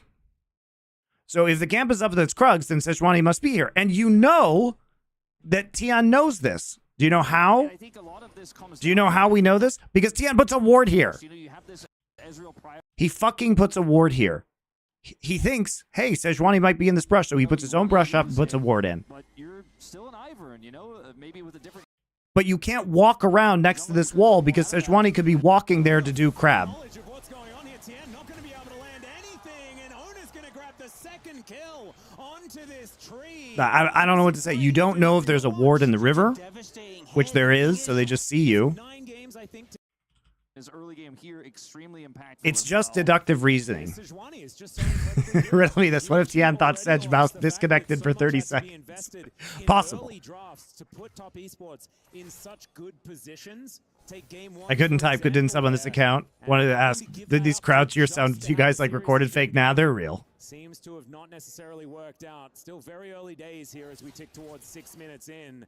And a possible gank opportunity as Tian looking to move up into this next brush. But I don't think that T1 are going to... There's very limited places that Sejuani could be, right? And obviously, if you have Sedge Rumble, you're going to try and make a play around the top side, especially now that bot lane's going so well for you. So on the back foot, he needs any sort of opportunity to make his way back in. If you start falling behind his Ivan to the point where you're being invaded, it becomes so difficult to set up your camps and then actually cash in on them, and it really can start to become painful fast. So he needs just to find an avenue where he can stabilize the game and make sure Owner does not just run away with Owner it. should have won MVP. Honestly, Zeus. I think Zeus for me at this point in time is probably the MVP. For all of them has just teleported back to lane. I'm just looking forward to the first skirmish because we have level 6s coming in for almost everyone, as I'm going to hold that thought as Mako, he goes in. And Gumiushi taking a little bit of damage here. Jackie Love landing a few Mystic shots pretty nicely, but it's not going to be a full commitment as the Blade Caller not getting too much value here. And T1 are going to back away from the play. But as I was saying, I'm looking forward to seeing when we do get some of these knockups to start getting layered in. Faker getting unlocked into these. Zeus ruined a lot of the... No, he didn't. Zeus didn't ruin the lane swaps, guys. The lane swap that he, quote, ruined was just a nice bait by Top Esports. And also, he won that game and had an insane Rumble game anyway, so... Sometimes in this meta with lane swaps, you just have to blind TP because they could just be... You don't know if they're waiting for... If the dual lane is waiting for you, or if they've already recalled. I want to mention briefly as well the items in the bottom lane. Guma going for the Berserker's Greaves early into the tier gives him so much power in those early trades like we saw just moments ago. And the Ezreal lead is just starting to fade away. In fact, behind now in CS as well. Yeah, and I feel like particularly when you have, you know, a 2-carry composition with like a quirky Ezreal, when you go for that initial engage, just having the wind wall is so high value. Like, that's why we've kind of seen Braun. I think of the entire tournament, Faker was probably the MVP because Faker was really clutch in the TL series. But if we're just talking about this final, I think Carry has been really good. I think Zeus has been really good. Cream and Jackie Love just can't do anything. Yeah, Tien as well. I mean, that snare is. I don't think Zeus deserves it of the whole tournament, just this final. Augment these team fights. The fact that I think Faker does deserve MVP of all of Esports World Cup, though. A way to get into a backline and gives Faker a way to deny that from Top Esports. So you can see some of the value here for the Yasuo, not to mention the fact that Faker will be a devil in a side lane. Don't need to tell anyone who plays League of Legends, the Yasuo does like side lanes. Really does enjoy sitting there. And Zeus is already so far ahead, and it's all, you know, part of that assist kill he got earlier, part of the first strike, part of the massive CS lead. Already 1,000 gold up in the matchup. Yeah. And we saw before when he had that lane swap situation, fell behind, still was super impactful in the Rumble. Now he's in a scenario where he's very fed already, looking real good for him. Well, there's an equalizer. That's going to kill a wave as well as get a flash out of 369. Meanwhile, super impactful in the Rumble. Now he's in a scenario where he's very fed already, looking real good for him. Well, Yeah, he sees that Zeus is about to overheat. He can't actually win that 1v1. Meanwhile, here another attack on the bottom side as both junglers making their way in. Control Ward goes through T1, get the information that it's an even matchup, and they are going to back away. Looks like this could be a dragon opportunity here for T1. Yeah, I think he probably didn't have to flash there, but who knows. And breaking through this choke point with Keria having level 6 is just off the cards. 369 flashless topside. T1 winning everywhere again, and it's just going to be the dragon going over uncontested. There's nothing. Owner holds his ult during that skirmish, so now they can turn. So basically, it makes it so they can get Drake very easily. Top Esports can't engage because they'll have to deal with the Sejuani ult turn. Like an Emperor's Divide, you could see coming over. He's there, but he just has to watch. And I'm so sad that Top Esports felt like they needed this extra front line in the Cassandra. You can understand why, but I just really would have loved to see 369's Cannon in this series. And we might get an opportunity if they can claw their way back. But Cannon could have worked kind of nicely, I guess. That was banned, though. Something like the Ivern, but they do run out of so much front line if that does happen. I think it was banned. In second rotation. I think They did ban it in the second rotation. There, and obviously felt kind of locked into securing the Ezreal Leona, but really hasn't paid off yet. But I think the big thing for me, obviously Top Esports in a deficit now, but both the mid and AD carry have that Triforce Manamune spike together. And even if you're at a deficit, playing around that spike might be a good avenue to get back into the game. So Top Esports might be weathering the storm now, but that's definitely an angle they can look to capitalize on. Battle Dance Grand Entrance not quite going to work out here as Tien going to get a flash out of Zeus in trade for his own. Mako was up here as well, though, as a big investment as far as bodies towards the top side. And T1 already on these grubs. Should be one of them out of this second 3 to go over to Owner at least. They might be able to stick around, and 6 grubs when they have... Did they advertise this on any league channel? No, the marketing for this event was really bad. It's going to mean that these turrets could be really in trouble. There's the 5th and the 6th, not looking like it's... I saw some ads on Twitch while I was watching Summer Games Done Quick. There were some Twitch ads for this. That set them up for all of this cascading control around these neutral objectives. And it's, you know, it's somewhat of a draft problem here for Top Esports or how they played it out, because if it, with a different jungler with that bottom side prio you had, I think that the Ivern could have, or anything that wasn't an Ivern could have actually maybe gotten something done there if played correctly. But the Ivern, 2 missteps early. Tian finding himself falling far behind. This Rumble is so far ahead as Faker. Yep, gonna go aggressive. Yeah, I saw some ads on Twitter as well. A very small one. As Top Esports, almost right there for the answer. Faker is going to be able to go in before the rest of them do turn up. As now Ona's moving in. There's the Glacial Prison. Doesn't get any knockups with the Arctic Assault, and so Mako is going to be... And in games I enjoyed during SGDQ. Muscle March? I mean, a bunch of the silly block games were funny. I've watched Games Done Quick for like 12 years or something like that. Basically, however long it's been going. He knows that. He is going to back away. I've donated like thousands of dollars as well. First early kills were definitely very impactful here for T1, but I think stemming of the bleeding has started here for Top Esports. We'll see whether that can continue to get them to those spikes that you mentioned, Wolf. The dog thing was cool. I heard about that, but I haven't seen it. Felt like he was a little bit on edge there, you know, Mako in position to block it, but ended up just flashing, wanting to stay safe. The thing is, burning that really is so important. I feel like for a composition like T1's, even if there's not much action happening, as long as you're burning people's summoners and getting those down... Games Done Quick is cool, but I don't like how sanitized the stream is at this point. The thing is that it's supposed to be family friendly, and because it's on 24 hours of the day, there's always going to be somebody who's watching it with kids. And I will say, for what it's worth, I did turn it on while my son was home from school, and he was watching it, and he was really into it. So I am glad it is family friendly. Zeus's lead, we talked about earlier, he skipped boots because he went for magical footwear, so he just gets straight into the... I think it's in the nature of the event to be that way, and I'm okay with it. So there was no contest from Top Esports because he could just crush that so fast. The winning mid lane as well here with Guma coming over, grabbing 2 plates here. And it just feels like there's no jungler here for Top Esports. Tian is so far behind into this composition. He is so fragile with no map control. He can't even take his own blue buff here. And it feels like a 5v4 in this one after those 2 big errors.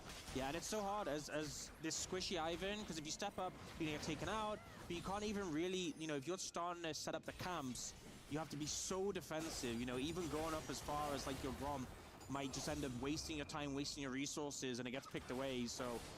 Really, it has not been a good game for a player who has had, honestly, a really strong tournament. Yeah, this has been the most consistent TN's looked in a really long time to me, especially internationally.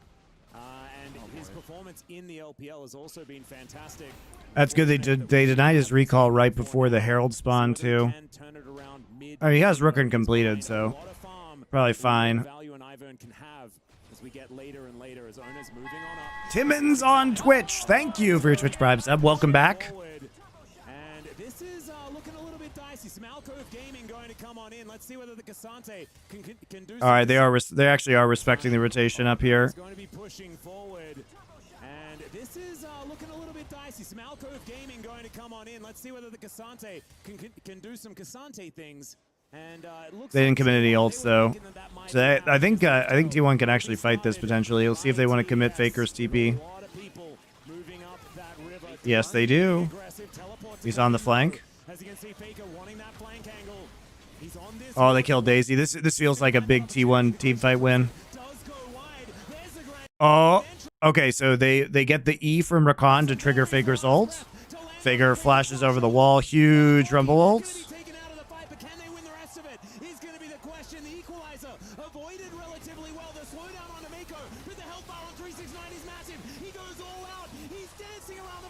Oh my god.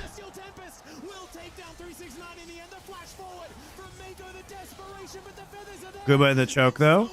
Pull the feathers back. Pull the feathers back. Where are the feathers? There it is. Oh, so close. Wow. What a cool fight.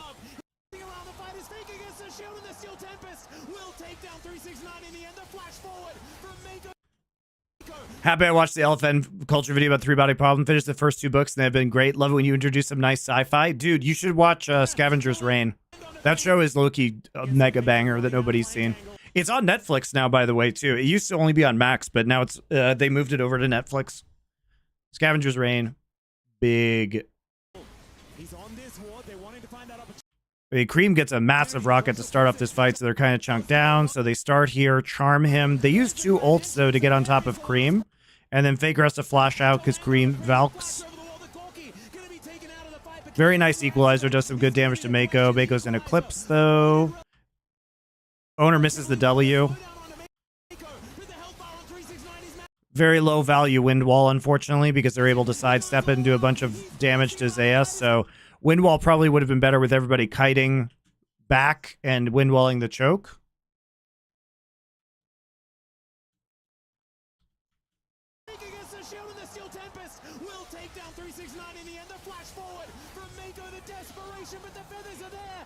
Also, Guma's pullback, feather pullback is on cooldown right now. That's why he doesn't pull it earlier. They're trying to bait him in.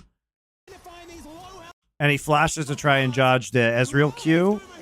Oh, but the shields from Ivern too good. The Expanse is really good. Yeah, dude, the Expanse TV show I fucking love.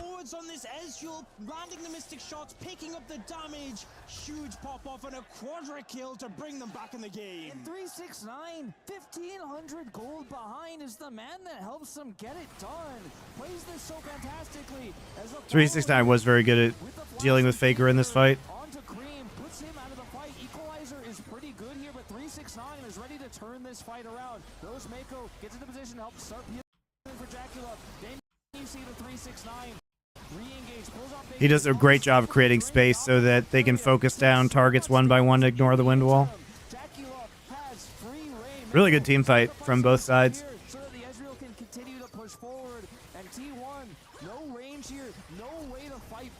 Scavenger's Reign being this animation, yes, it's really good. It's a really good show. And it's a half-hour episodes. And I feel like in that situation, T1 committed on a Cream, you had no flash, took him out, might do so again, no, won't find it. But the thing is, they used all of their ults at the start of the fight to take out the Corki. Didn't have the resources for Jaculov, and he just thrives there. And now Triforce finished, won't be far away. Yes, my 2 boys are good. Hope you're well, Demonio Strata. T1 have started up. Yep, Hextech already getting taken down here by T1. And Tien showing that value like we were asking him for in that last fight, able to be that support even after Mako goes down so that Jaculov can carry the fight. Looked fantastic still. Fair bit of work to do as they are behind 2,000. A big issue in this game is now 369 going aggressive onto Zeus. Will get himself out of there. And with it being an Infernal Soul, obviously T1 have 2 dragons in the bag, but it would be. Wait a second. Yeah, they're not going to be able to find the knockup. Cream dodges the Q so they don't actually get the trigger for Faker ult. I have 2. Yes, I had another baby in January. That's it though. I'm done. No more. Get himself out of the way. It would be huge if Much better TPs from top esports in this game. So massive. Flash out of Leona R.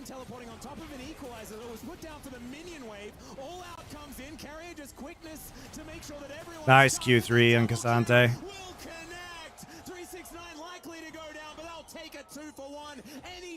They get the turret as well. He also denies the kill there from Owner, meaning that Carry is going to pick that one up, so walks out from the Sejuani. Faker will get a turret here in exchange. No, another one? No, I just have 2. Just 2. No more than 2. 2 is enough. Sorry, that was a play instead. Yeah, still a squishy Ivan. Nothing's changed there. Still vulnerable if you're caught out, and I think that kind of just reminds you of the risk playing against this T1 composition. The burst potential is there.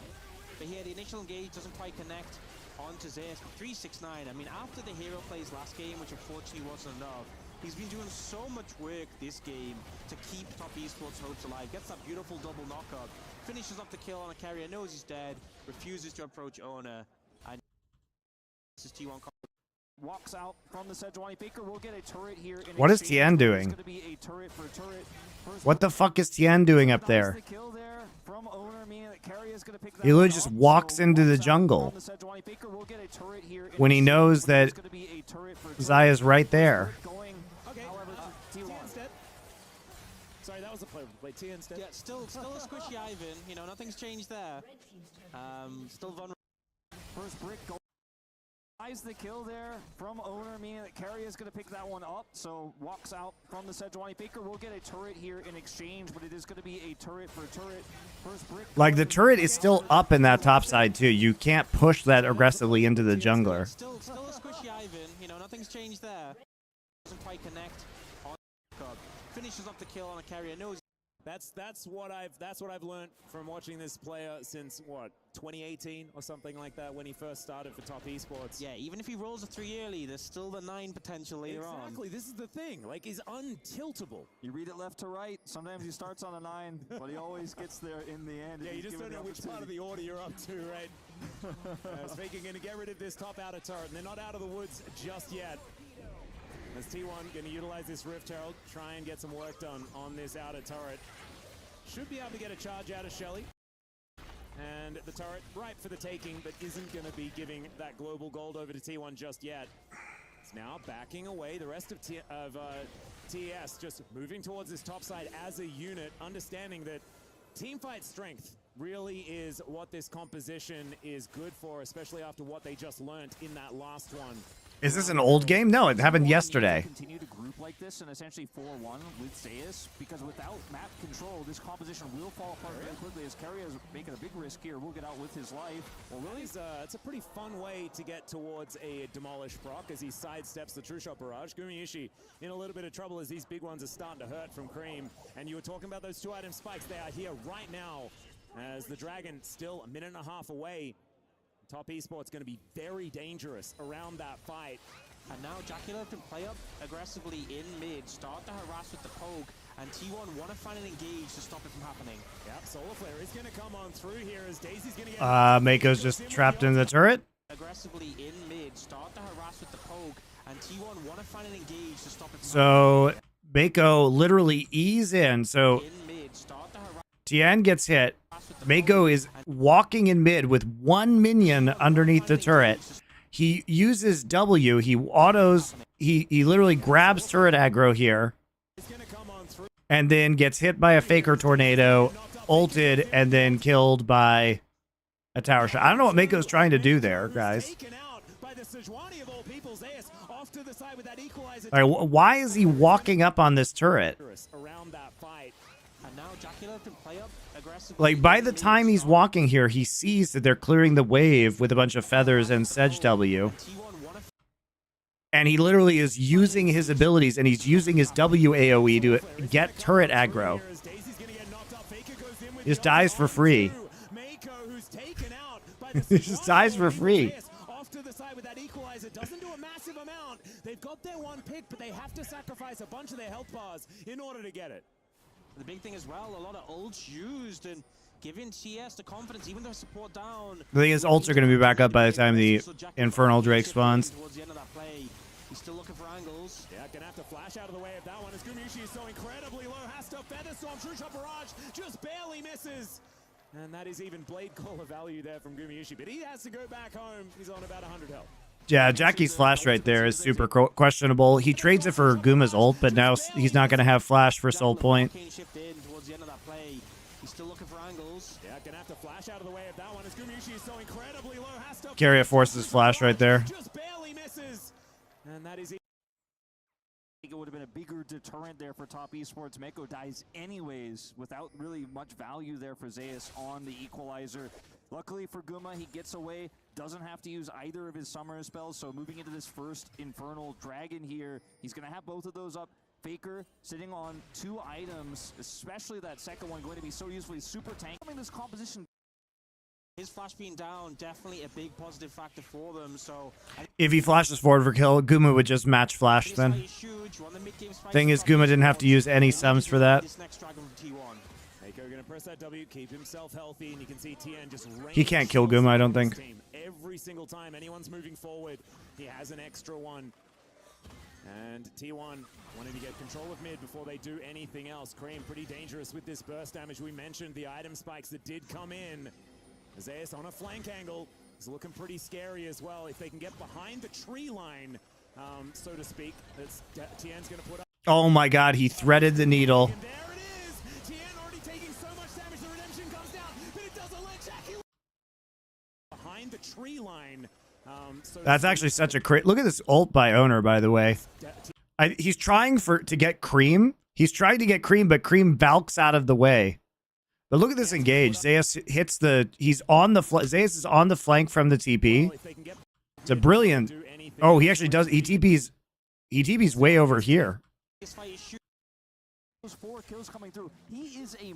He TP's here, and he walks all the way through the jungle. There's no wards from top esports in the jungle. This setup is actually crazy for them, for T1. So he goes bot, clears the wave, and then he just walks for free around, all the way around the side.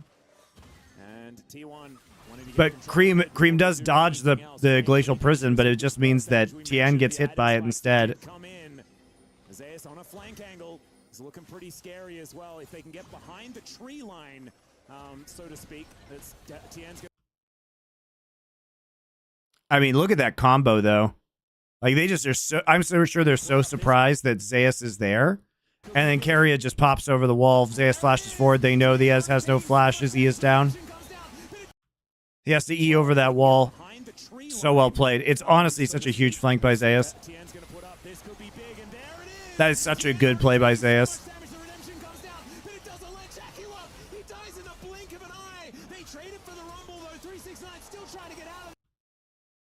Faker still at ult.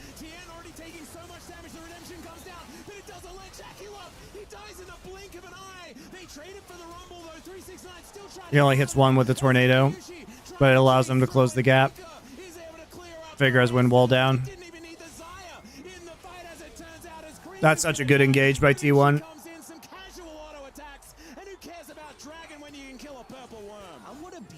Approach to the team fight. You saw T1 working independently, corralling them in. The approach here was so strong. Zeus on the flank. Shout out to Zeus though. That's such a fucking giant flank. He went on a secret mission behind enemy lines. There's no way you expect him to be there after you saw him in bot lane. Keria and Zeus played that beautifully.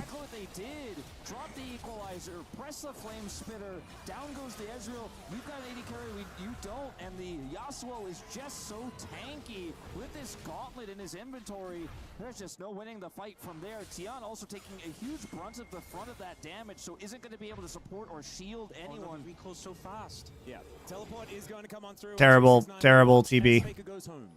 Absolutely terrible TB. Yeah, a brutal one there. So isn't going to be able to support or just so tanky with this gauntlet in his inventory. There's just no winning the fight. The frozen gauntlet. A huge brunt of the front of that damage, so isn't going to be able to support or shield anyone. Recall so fast. Yeah, teleport is going to come on through in 3 seconds. 4-second recall, empowered recall, rip. Yeah, a brutal one there, and yeah, as you were talking about the. Oh, another TP coming in here from Fit. He's just back again. Better type vibes as the equalizer does go down. Oh, he's dead. He wants arcade shift over. He needs to, but he's still dead. Faker is going to put his sword into him. And T1, they're still pushing forward. They've got a Baron now as well. There's not a whole lot of minions. They've got some Void Mites hanging around. And yeah, backdoor bonus is not going to be removed.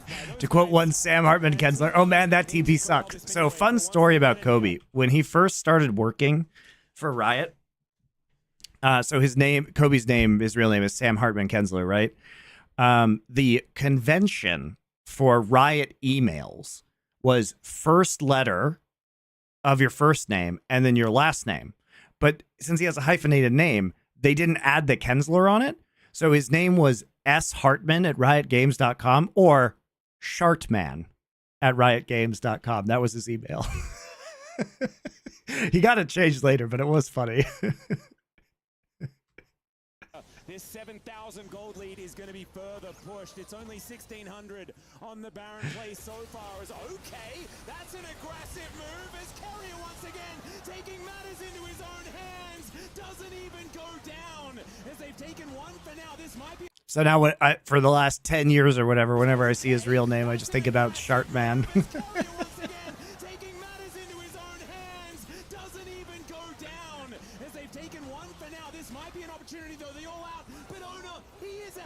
He's just going to walk away from it.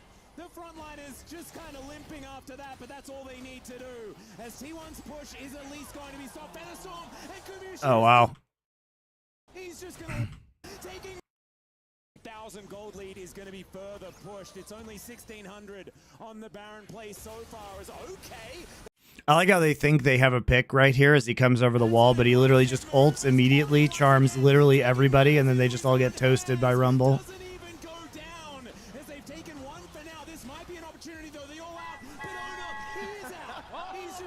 Androx, thank you for resubscribing. 16 months. Fabulous. As T1's push is at least going to be stopped. Benerstorm and Kumishi just throws the feathers at him and he dies. And at this point, T1 are just outplaying Top Esports. Every time a fight kicks off, a skirmish opens up, Top Esports are trying to find an angle in, and T1 are just playing better. And, you know, when the only person who can really carry for Top Esports, the one person who's fed, the one person with 4 kills is Jackie Love. See Jackie Love, kill Jackie Love is the objective. They assassinate him on the previous play on the Dragon. They find him a second time there in the river. And then with this amount of control with Baron, these plays from Carrier become so much easier to set up. Even with the turret here, you just have so much control. Worst case scenario, you back out and take the turret. You can see a lot of damage layered through here, but T1 can get out. Look at this. Gruma finding the opportunity. The root comes through, and he assassinates him with the ultimate. T1. Get information about the fact that the Sejuani's here, but it's still not going to be one of these counter sieges that's going to look all that easy. Am I not doing power rankings anymore? I probably should. They're just so time intensive to do, guys. I got so much shit to do. I got to run this stupid ass company. And I'm streaming for you guys. I'm streaming for you guys instead of... Really, the mistake is that I'm streaming instead of doing power rankings. They have that sieging tactic of put down a whole bunch of fire on the floor, and you can see Top Esports respect it. And, you know, Carry is a player who people sometimes look at as being more of a carry. You know, do you think exposure from this tournament will help Joshi or Kangas? No.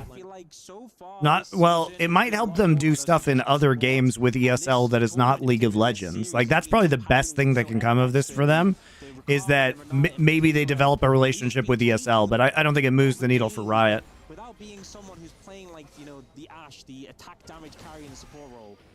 And there's also the fact that it only empowers... Power ranks are hard since teams hardly play each other. Yeah, but that's what makes them fun, too. 369 there. Carrier gets himself out, getting the information here, but Top Esports immediately remove those wards.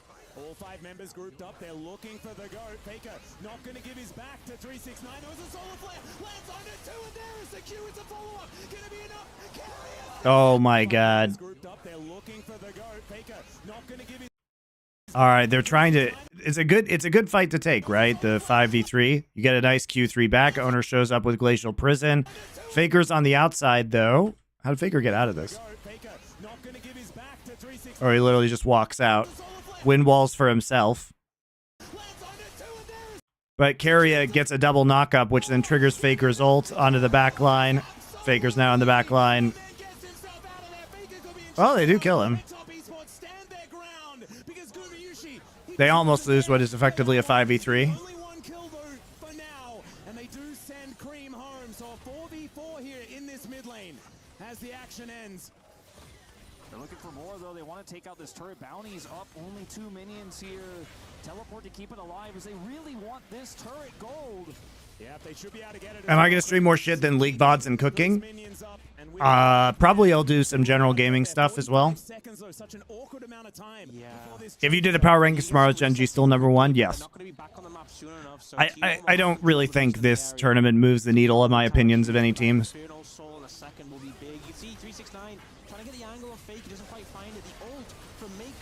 I mean, the better question is, like, why would they not be #1? You know what I mean? I mean, sure, they got clapped, but it's like a best of 3, and who cares?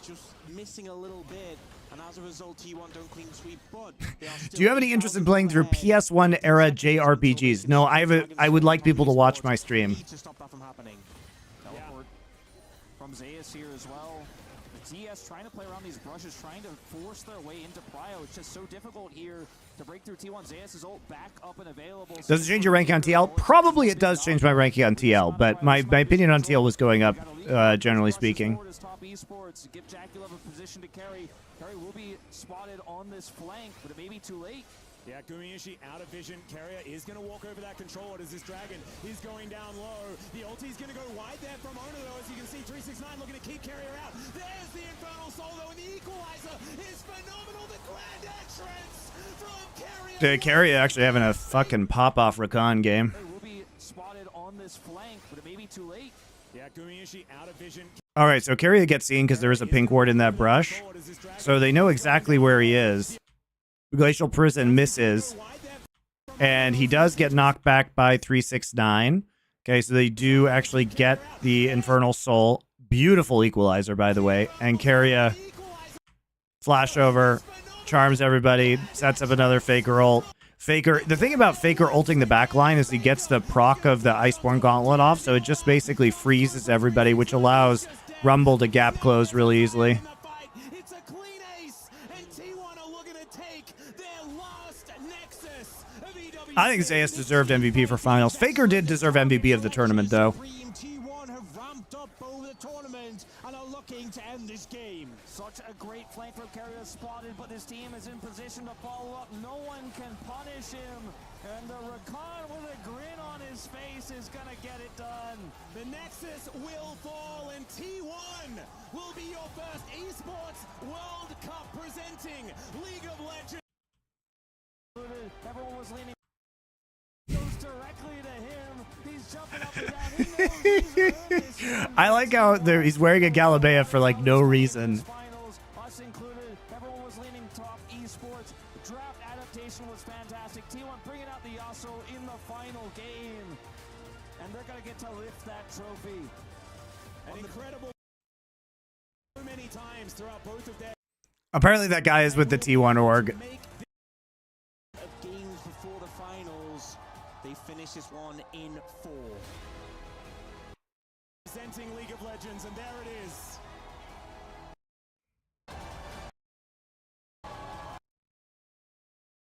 Hey, you never know when a random just goes on stage when T1 wins. It happened in Brazil when that Brazilian fan managed to dodge security and like get into the like celebration huddle with Faker.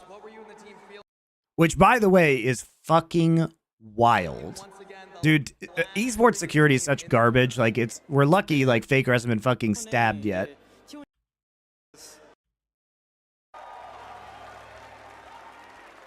my next question is going to be... Dude, at one of the international events, like a fan managed to get into the caster's dressing room as well. How many years are you It's still so bad. at the top of the League of Legends world? I wasn't there for that one because, like, if I saw a fan in my dressing room, I would literally just punch them because I am not safe anymore. It's you or me.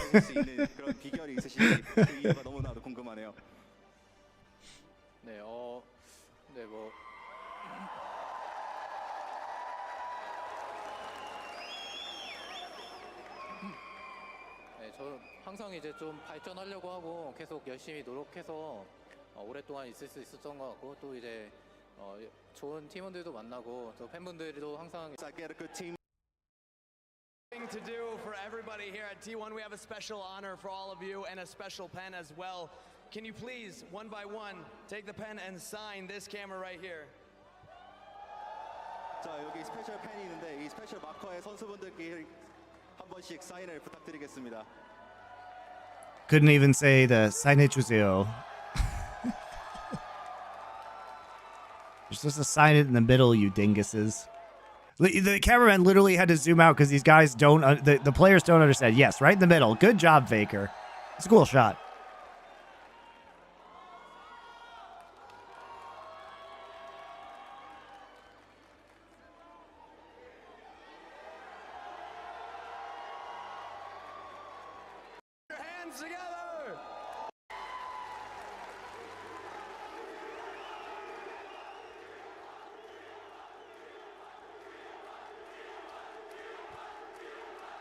Dude, I had stuff thrown at me like when I was on the casting desk in Katowice in Poland. How much it means to them, how much it means to these players to become the winners of the first ever Esports World Cup presenting League of Legends competition.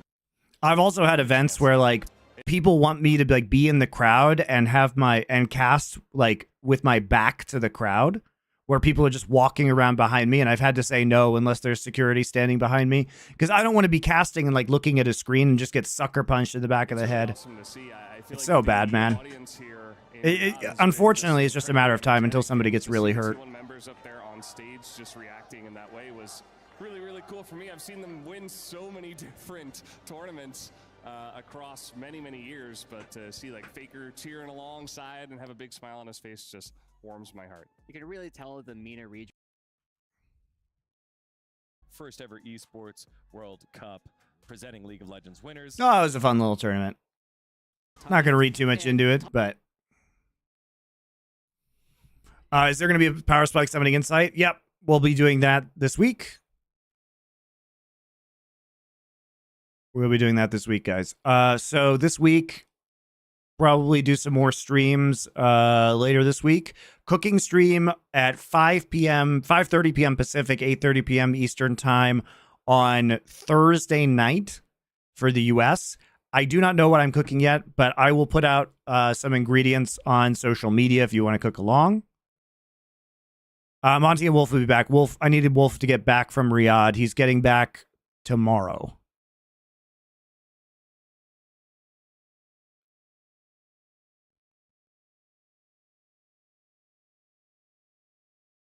So yeah, follow the stream, guys. Obviously, subscribe to my YouTube channel.